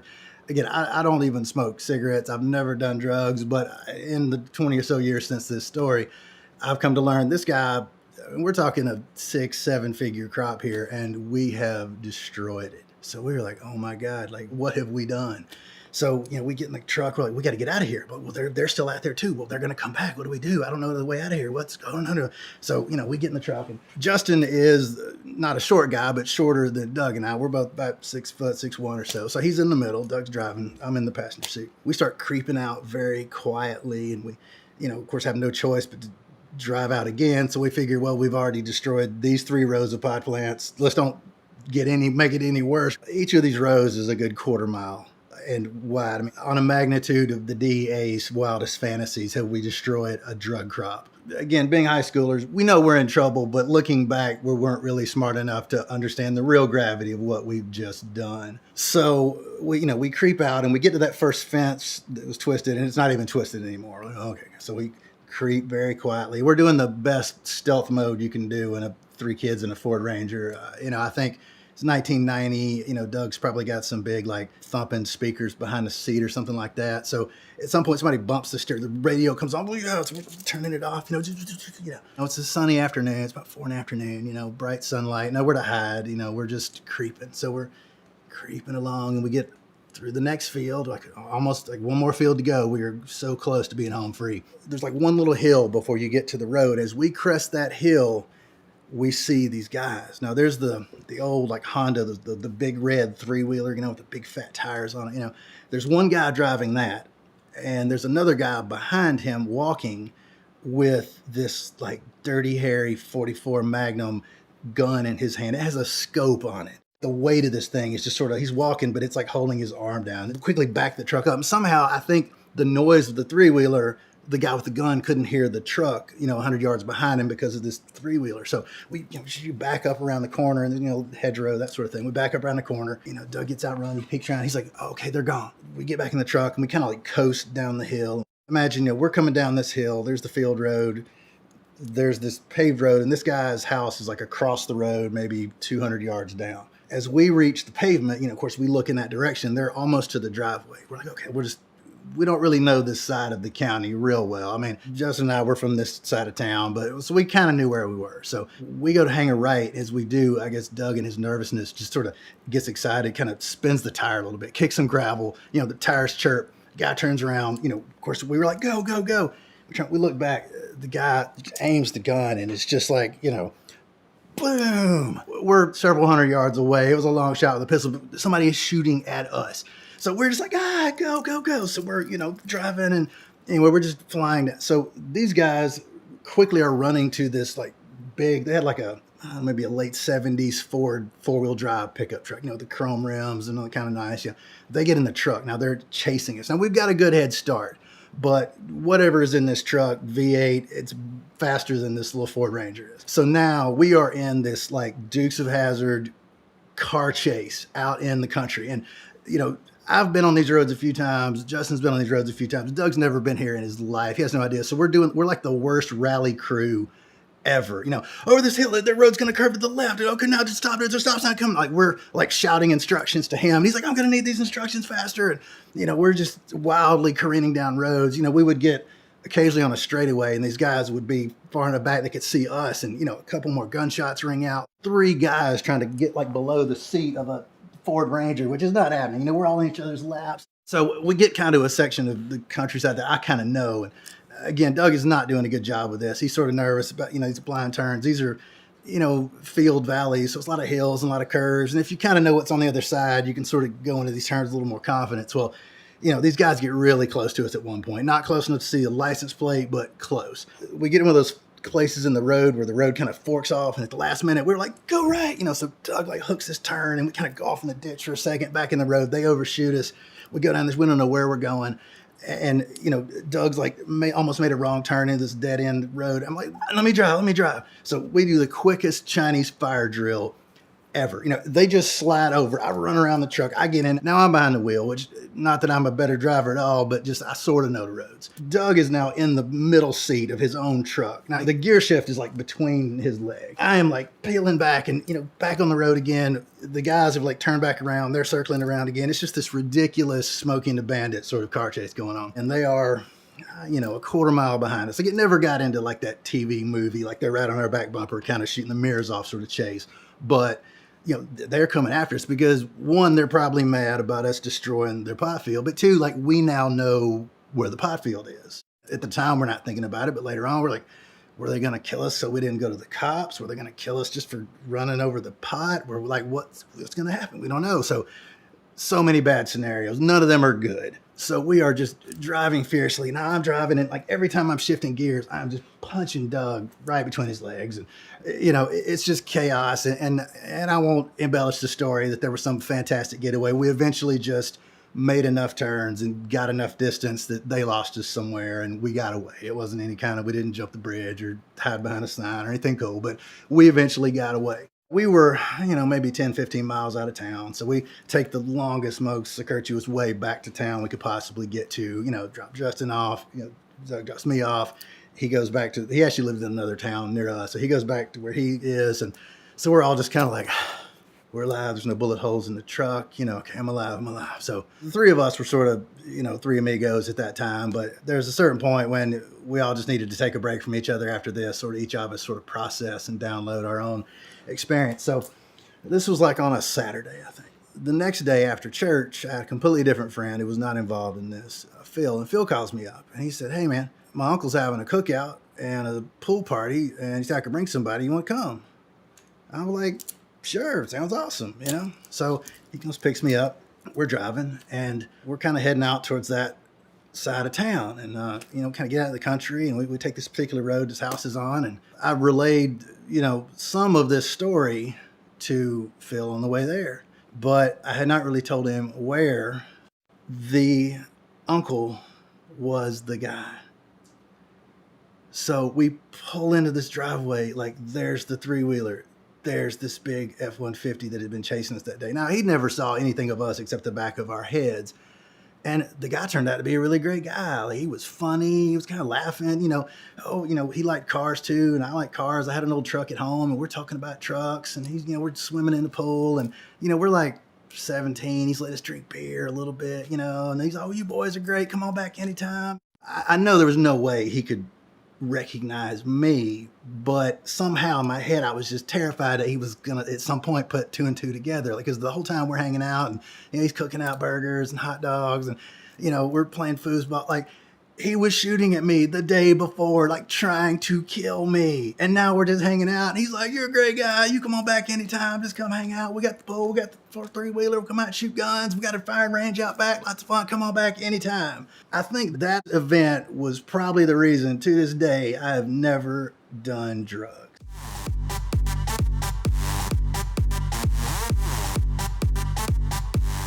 Stains in the carpet and the dashboard that I later found out was blood.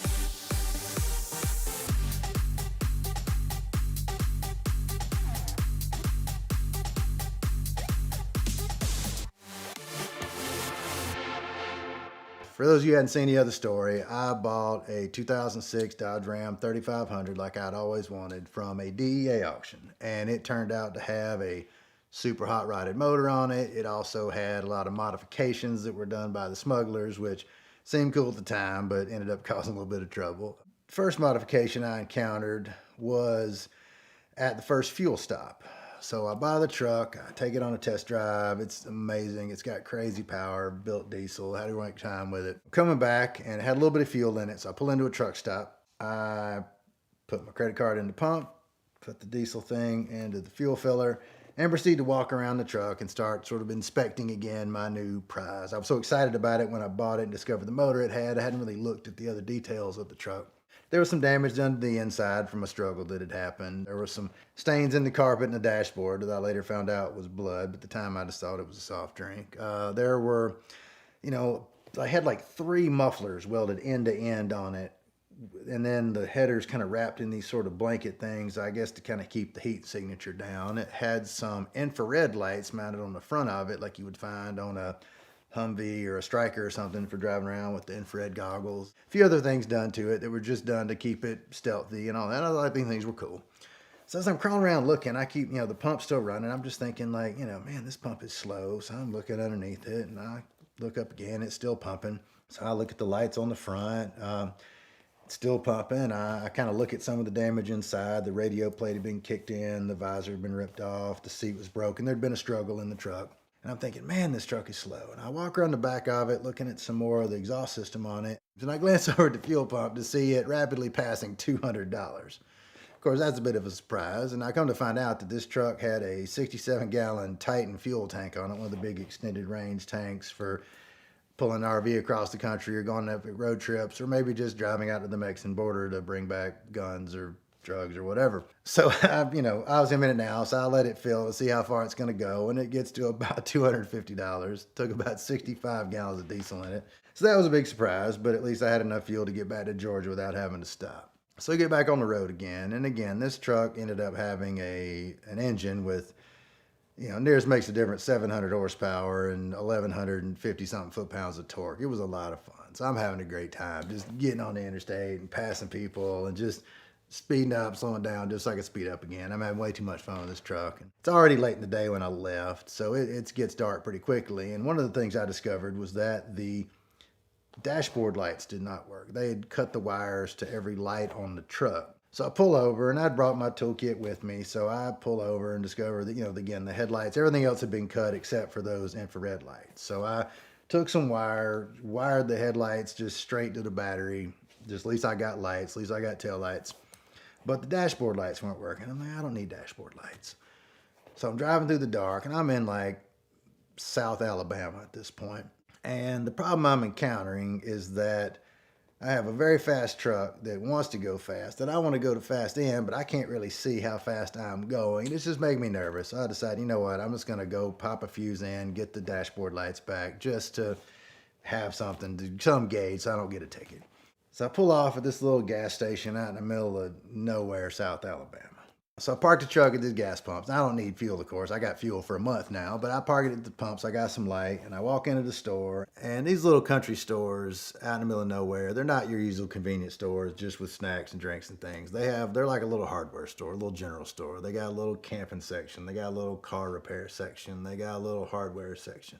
And this store is being run by two girls. Not to be mean towards South Alabama or any rural part of the country, but these were country girls.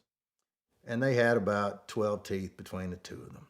Now, the smaller one, who smiled at me, and I could tell she was hogging 8 of those 12 teeth all to herself, seemed to be going through an entire roll of scratchy tickets, just one after the other, scratching through. The one behind the register, who was not smiling, looks up at me with these kind of hollow eyes. She looked like, you remember Large Marge from Pee-wee's Big Adventure, the trucker lady? Sturdy girl, big arms. Very big arms, actually. She was wearing a sweatshirt with the neck ripped out of the sweatshirt and the arms ripped out of the sweatshirt just to kind of contain her girth and her neck and these big arms. And despite the ripped up condition of the shirt, it had a very cute Winnie the Pooh on the front. And I said, ma'am, you got some poo on your shirt. She looks down and she looks up at me with these kind of hollow eyes, and then she just smiles with those 4 teeth and said, "That's just my bare chest." And she laughed and I laughed, and I proceeded to walk to the store, and I got a big old sweet tea and a couple of bag of pork rinds, some good snacks for the road, and I bought a little packet of fuses from the automotive section right there next to the camping gear. And I walked back outside and I set the drink on the truck, and I proceeded to get to the fuse box and find the fuse for the dash lights, and I popped that fuse in. Turn the switch on the truck, and immediately smoke starts pouring out from under the dashboard. Like, I can't stop it. So I'm turning the switch off, but smoke is beginning to grow. Now my evening has just gone completely wrong. Now my brand new prize truck I'm so excited about, smoke's coming out of the dashboard, it's coming out of the vents, it's coming out of the hood. I'm running around. I go to the, it's an electrical fire. So the hood's already up, so I start tugging at the battery, and I can't get the batteries out. And I look, and there's always the fire extinguisher there by the gas pumps. That fire extinguisher's gone. I look at the other pump, that fire extinguisher's gone. I go sprinting back into the store. Now, the two ladies who were obviously seeing this go down, as soon as I get in the door, the lady goes, There ain't no fire extinguishers, and don't call no 911 because we ain't got none of that neither. So I dashed back outside, grabbed the hatchet off out of the camping. I just grabbed the hatchet and run back outside. I just took the hatchet and just hacked the battery cables. I'm pulling at the batteries. They got the straps and the bolts. I just hacked the battery cables out of the truck, trying to contain the fire. But now the plastic's on fire. So I got my big old sweet tea and I just goosh it right in the dashboard, put out the electrical fire. And now I'm just standing there with an empty sweet tea, having just hacked up my brand new truck with just melted plastic and the reek of burnt plastic and rubber, and the gauges are all, looks like Salvador Dali painted them. They're all molded. I was gutted, to say the least. Fire's out. I go back inside and, they kindly didn't charge me for the hatchet. They let me put it back on the shelf. I asked them, if there was a repair shop or anything like that nearby, and they talked between the two of them. They figured the best guess was that there was a guy up the road, but they were pretty sure he was in prison right now, so it would be a ways. I'd have to get it towed to like Montgomery or Mobile or somewhere like that. So I had to be back at work the next day. This is not going to work, so okay, let's figure this out. So I go outside and I, start looking at the damage. The dashboard's toast, but, the switch still works and the key.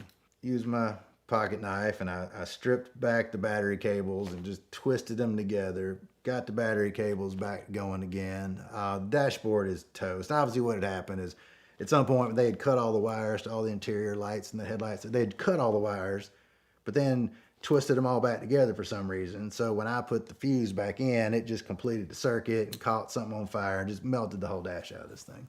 So I took some wire out of my toolkit. I just kind of, wired the ignition, got a wire to the computer, just wired everything to the battery basically, bypassed all the melty bits. And this is one of the things I love that come as diesel because they're simple, they're easy. You can fix them with a rock. Sure enough, turned the switch on, came back to life, cranked the truck, proceeded to drive it from South Alabama nonstop all the way back to Georgia with no lights, windows down, plastic burning rubber fumes blowing past my nostrils. So get it back to Georgia, and I proceed to have to replace the entire dashboard of this truck, a bunch of the weather stripping, a bunch of the climate control system, had to rewire the whole truck, and these are just some of the problems you encounter when you buy an ex-drug smuggler truck.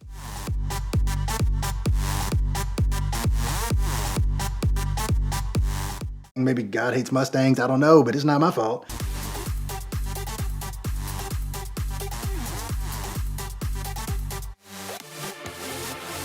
I rode motorcycles with a bunch of guys, and they were going to do a cross-country trip where we were all going to put all of our bikes in a container, ship them out to California through various ways, fly out, whatever, and then ride them all back.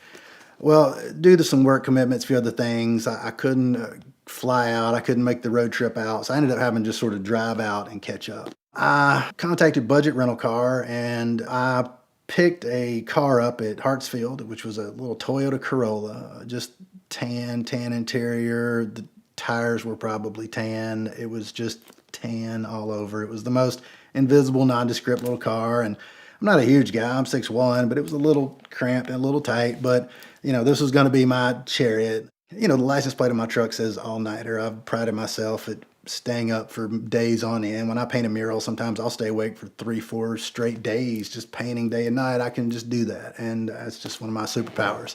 So I head out and, drive across country, and it's fantastic. It's just, I'm seeing parts of the country I've never seen before. Across the Mississippi for the first time. I'm, seeing the landscape change, and, it's great to drive at night and to watch the sun come up as you're driving. I've driven across this country in about 43 hours, which is not a great time, but I was not trying to set any records. I was in a Toyota Corolla, just trying not to get a ticket and trying to catch up with my motorcycle. So I get to San Francisco early morning, meet up with the guys that have got my bike, and one of them follows me to the rental car place to return the car. And this is 20 years ago, but at the time, they didn't have the key drops, all that kind of stuff. I go and talk to the guy, here's your car, and he kind of looks at the paperwork for a minute, and he types on the computer and looks on the paperwork and, types on the computer some more. Says, hold on for a second. And he goes in the back, he gets the guy, another guy comes out, he looks at the paperwork, types in the computer, calls somebody on the phone, kind of looks at me, looks at the car, puts the phone down, said, where'd you get this car from? I said, Hartsfield Airport in Atlanta. Goes outside, he starts checking the VIN number, and he's checking the door, and and he said, "When did you rent this car?" And I, so the night before last. And so he types in the computer some more, and he's a little perturbed, and I'm like, is there a problem? He said, "Well, that's an 8-day rental." And I said, "Well, I know, but I just drove it straight through." And the problem turned out that, back then, if you picked a car up like after 4, they didn't charge you for that day. And if you got it back before 11, they didn't charge you for that day. So I really only had the 1-day rental from Atlanta to San Francisco. And the computer was not having it. The computer was like, "That's an 8-day trip," doesn't compute it. Now the guy starts thinking that like maybe I'm like trying to launder a stolen car or something. So he's like comparing the VIN, and he's reading the car, and he just does not want to take this car back for some reason. I don't know what he thought I was trying to do. There was just something that didn't compute with this guy, and he was not having it. But, they dug around, and there was nothing wrong with renting a car and returning it, and, 43 hours later. But the fact that it was well over its first oil change and had, this copious amounts of miles on it for 43 hours, he was not happy. But it is what it is. So he took the car back, and we continue on the trip. The trip was exciting, but a few days into the trip, my motorcycle just had a catastrophic failure and was not going to make the trip. And I had limped it from where we were out in California through Death Valley on the 4th of July, actually, which don't ever do that. It's like driving in a hairdryer.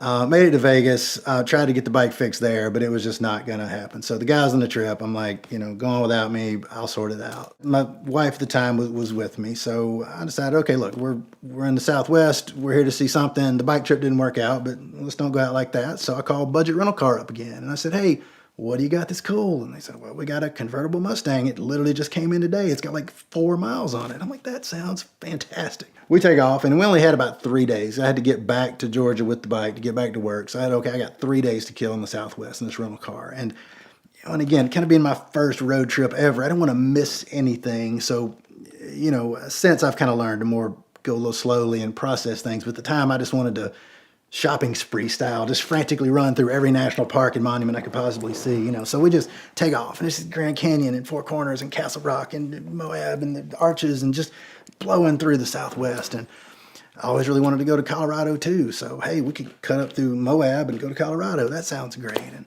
so we get to Moab, and I'd been an off-roader and always been excited to see this place. But of course, I'm now in the least appropriate vehicle, but I wanted to see something. So we're in this Mustang convertible, and I see this little dirt road off to the side. It looks like it kind of went out towards some pretty rocks and stuff. So, hey, let's go try that. It's a dirt road. This car can do it. So I drive on the dirt road, and it starts getting a little steeper, but the car's doing fine. And, driving and a little steeper, a little rockier. And, my wife at times getting a little nervous. I'm like, we're fine. We're fine. I'm just excited. I just want to see what's around the next curve. So I kept going, and now we started going downhill again. And, it kept getting steeper and steeper, a little bit of gravel on hard rocks, and a little steeper and steeper. And, I'm not sliding or anything, but it just starts to turn into more of a Jeep trail. And I'm like, okay, it's probably time to turn around. And, and if you've been to Moab or somewhere in the Southwest like that, it's like the old Roadrunner cartoons. It's just like a cliff with a little shelf on it, and another cliff, and kind of nothing dangerous, but kind of a narrow road. No guardrail or anything like that. And I go to stop the car, and I'm just going to back out the way I came. That seemed like a good idea, so I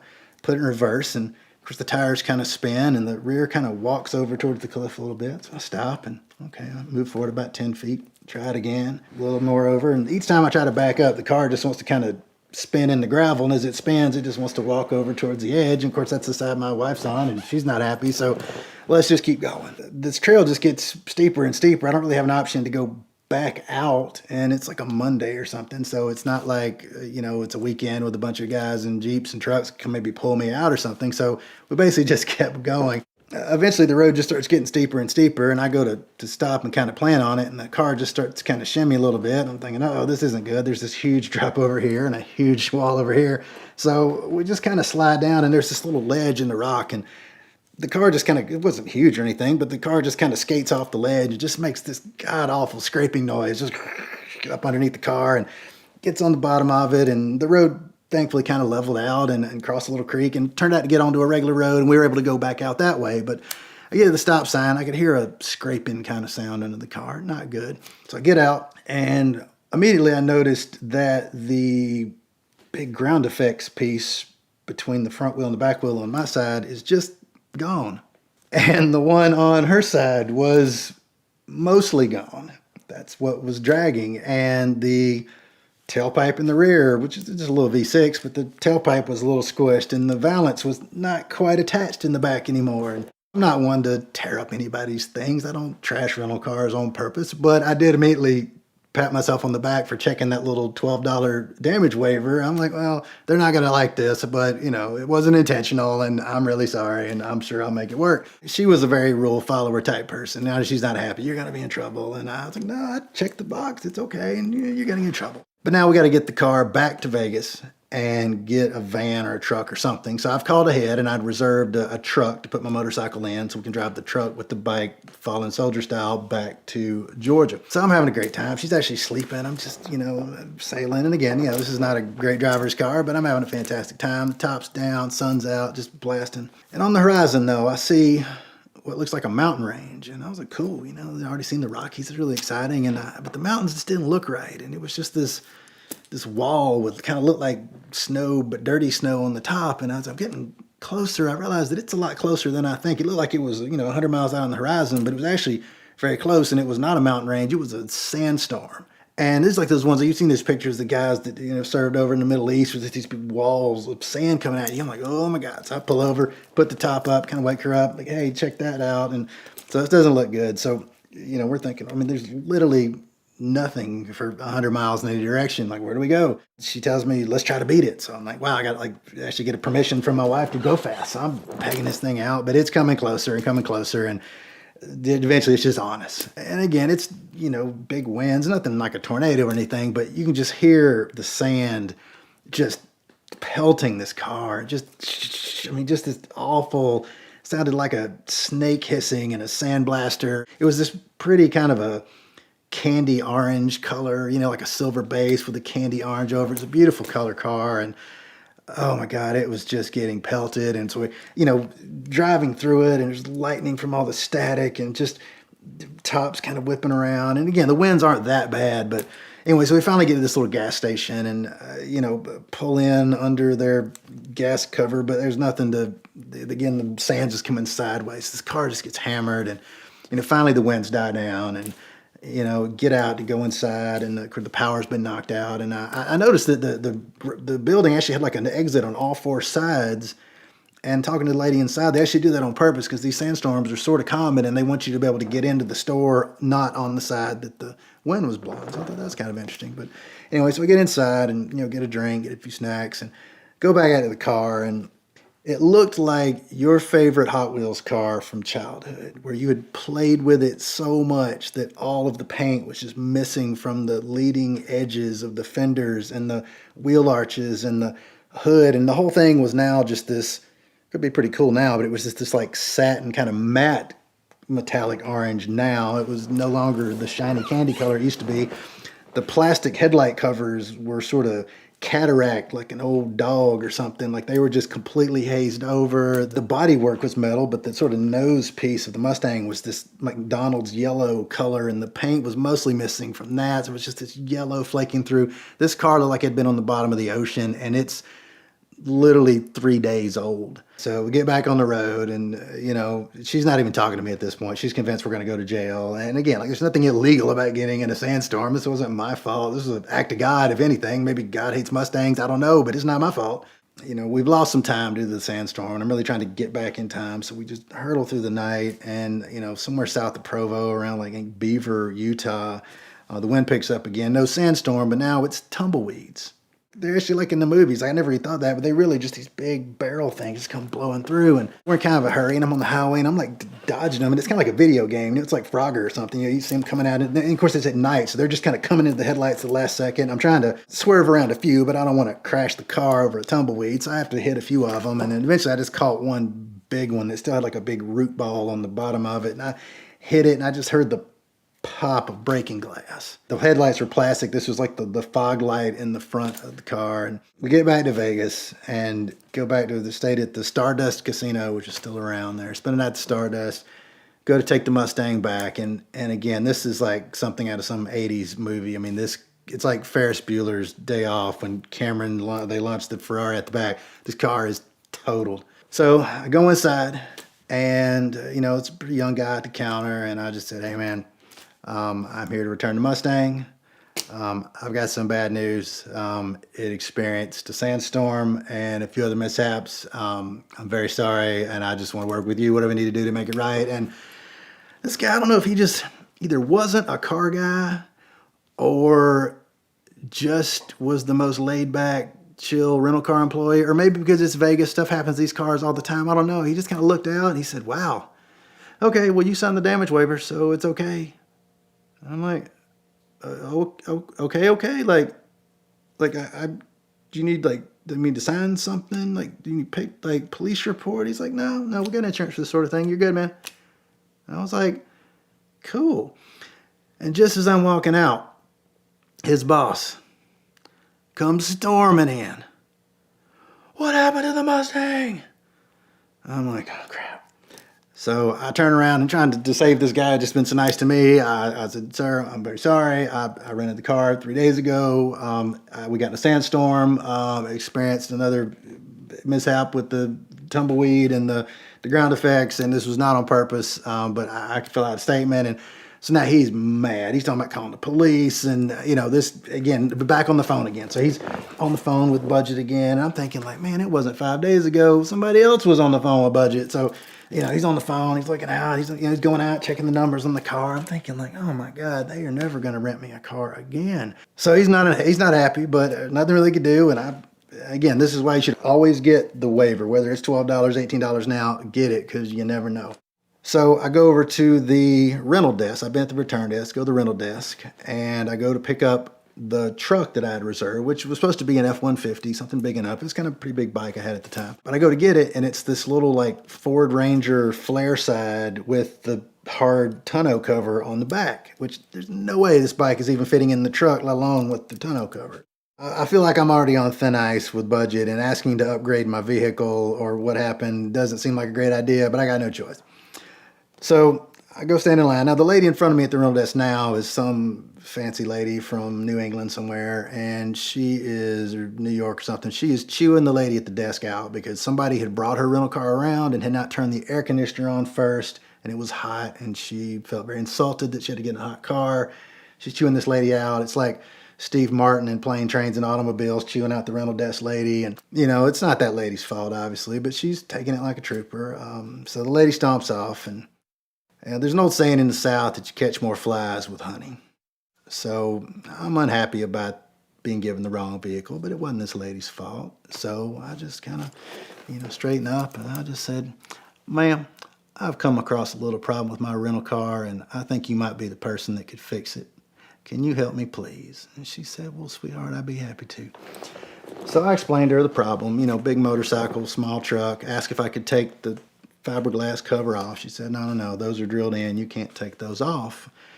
And she said, well, we have Lincoln Town cars. Do you think it would fit in the trunk?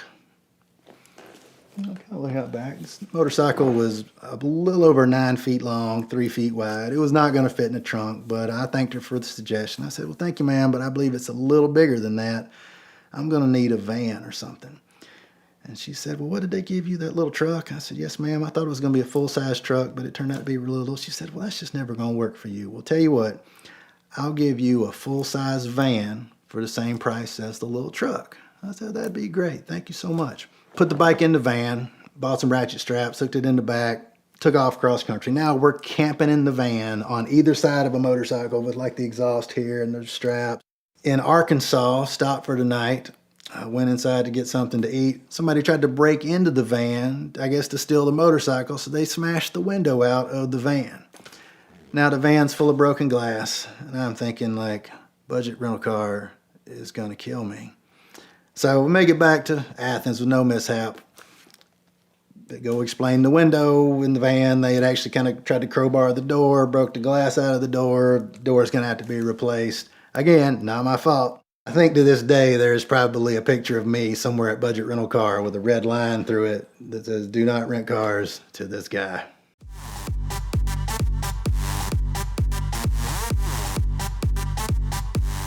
He could have told me there's a dead body in the back. As long as I got to take that engine home with me, it was great.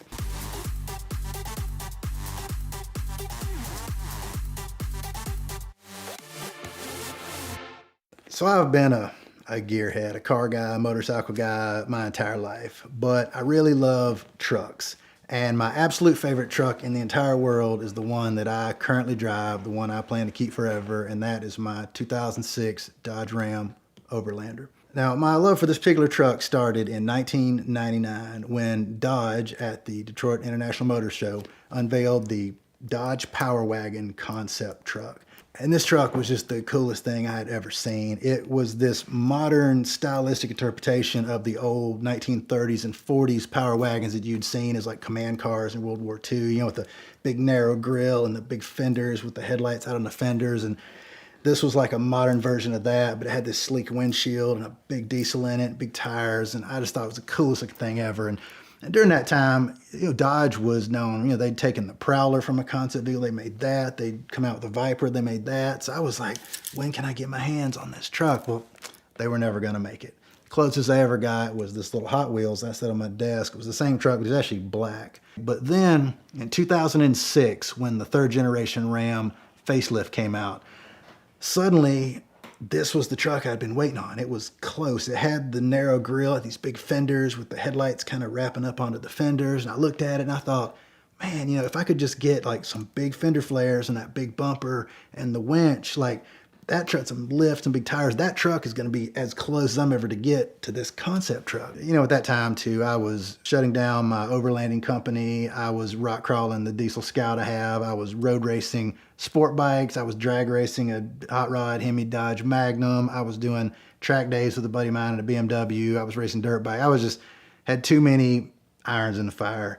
So I started looking, and again, it took me a couple of years to kind of put some of my projects aside, and I really started looking in earnest. And the 2006 through 2008 had this body style, but the '06 was really the holy grail. It was the first year of the big limo-like mega cab, but it was the last year of the old school 5.9 Cummins diesel, which is just a fantastic motor. So I started looking for these trucks, and you know, I'm very rapidly finding two ends of the spectrum. Either it is some work truck that looks like a building has collapsed on it.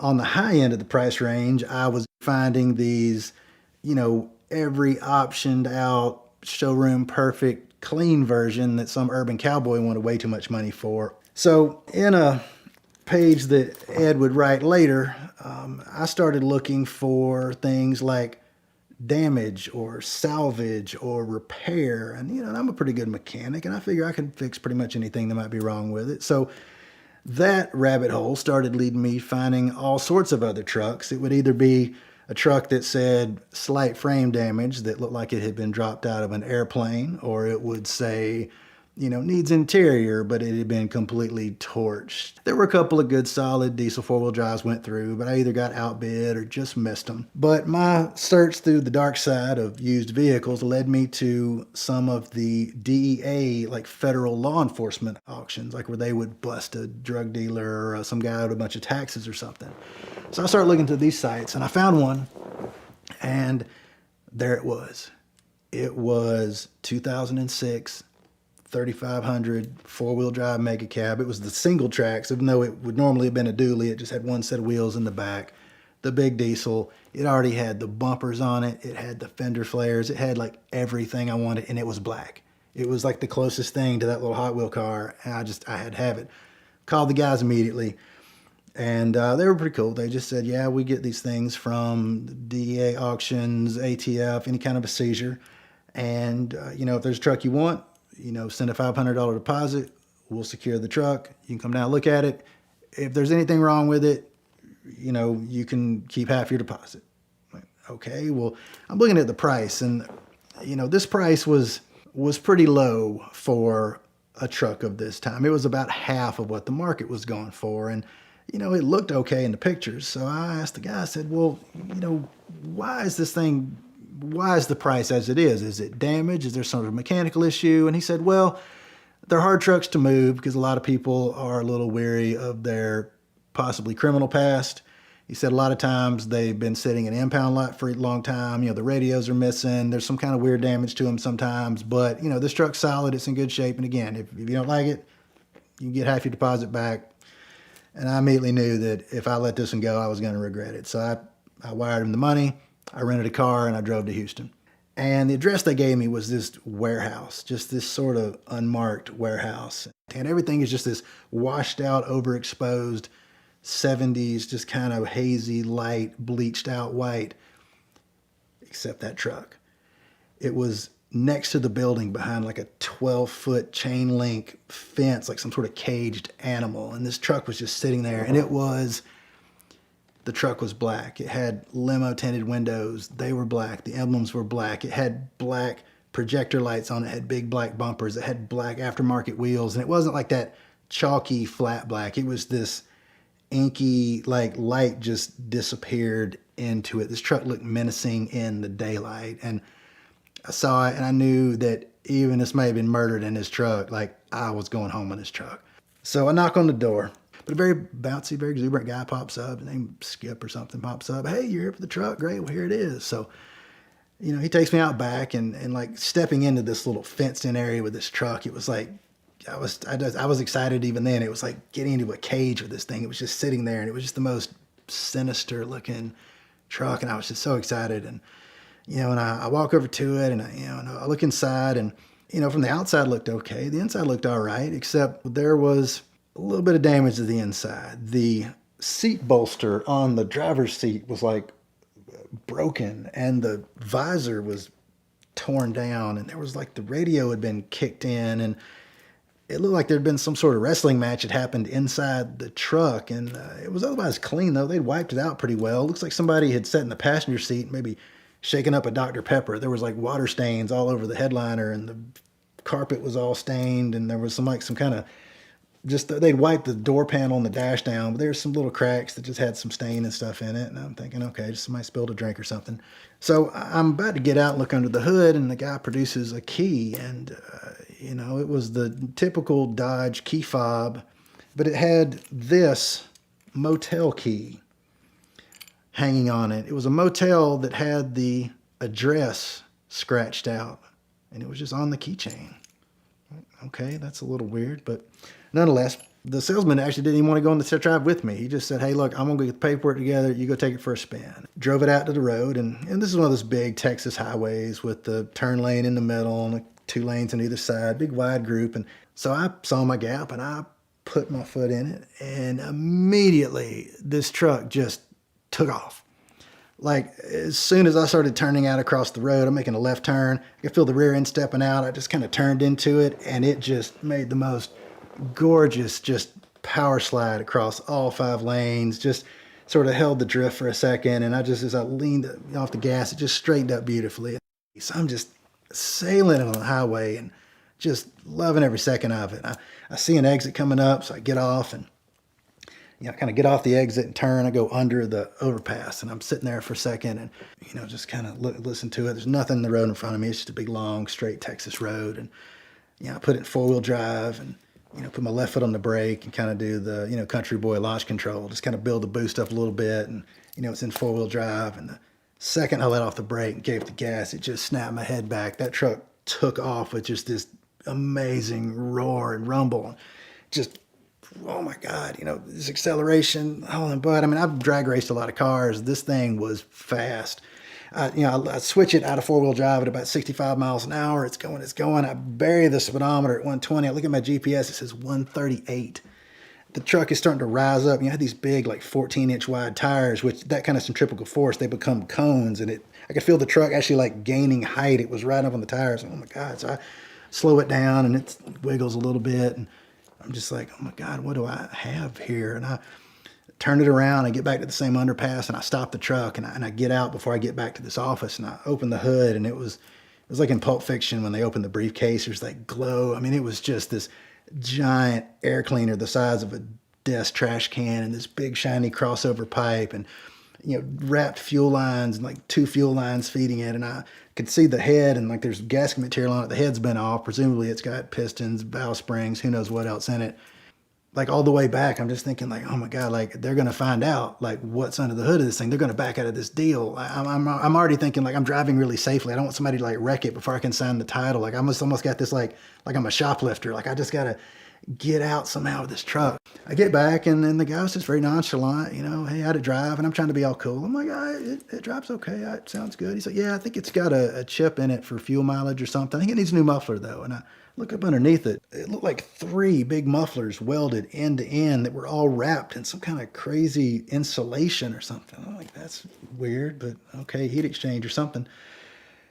There were some weird little lights on the front bumper I couldn't find a switch for. I follow the wire back, and it goes to wherever the component that had been screwed to the console was. And I started looking at them, and they were like the 24-volt infrared lights that would normally be on like a Striker or a Hummer or something. And I was like, man, this is cool. The drug smugglers must have like been using like night vision goggles or something. And there was a little like a spring-loaded interrupt switch. And what I pretty much discovered was that all the interior lights had been pried out of the truck. The fuses for every one of the lights, for the dash, for every light on the truck, the horn had been cut. Everything on this truck that could possibly make a sound or any light had been cut. And they were pretty much just using this little infrared lights. And, with the truck being all blacked out and this big long muffler thing on the back, I'm thinking this wasn't like the smuggler where you got the hidden compartment in the trunk. This was like they were just straight up driving over the border in the dark, getting whatever they were doing, coming back and just running full stealth mode. And I guess with this hot rod motor and the bumpers, they were just going to run it or ram it. So we're doing the paperwork, and I asked the guy, about the history of the truck. And, of course, he's like, well, I don't really have any extra information. He said, but I do know it has not been registered in almost 3 years. There's no insurance claims or anything. I'd run the VIN number on it already. It hadn't been totaled or wrecked or anything. It had just been not registered. I'm like, okay, that's kind of weird. He did tell me it had been seized in Laredo, Texas, which is right on the Mexican border. And DEA had had it for about a year.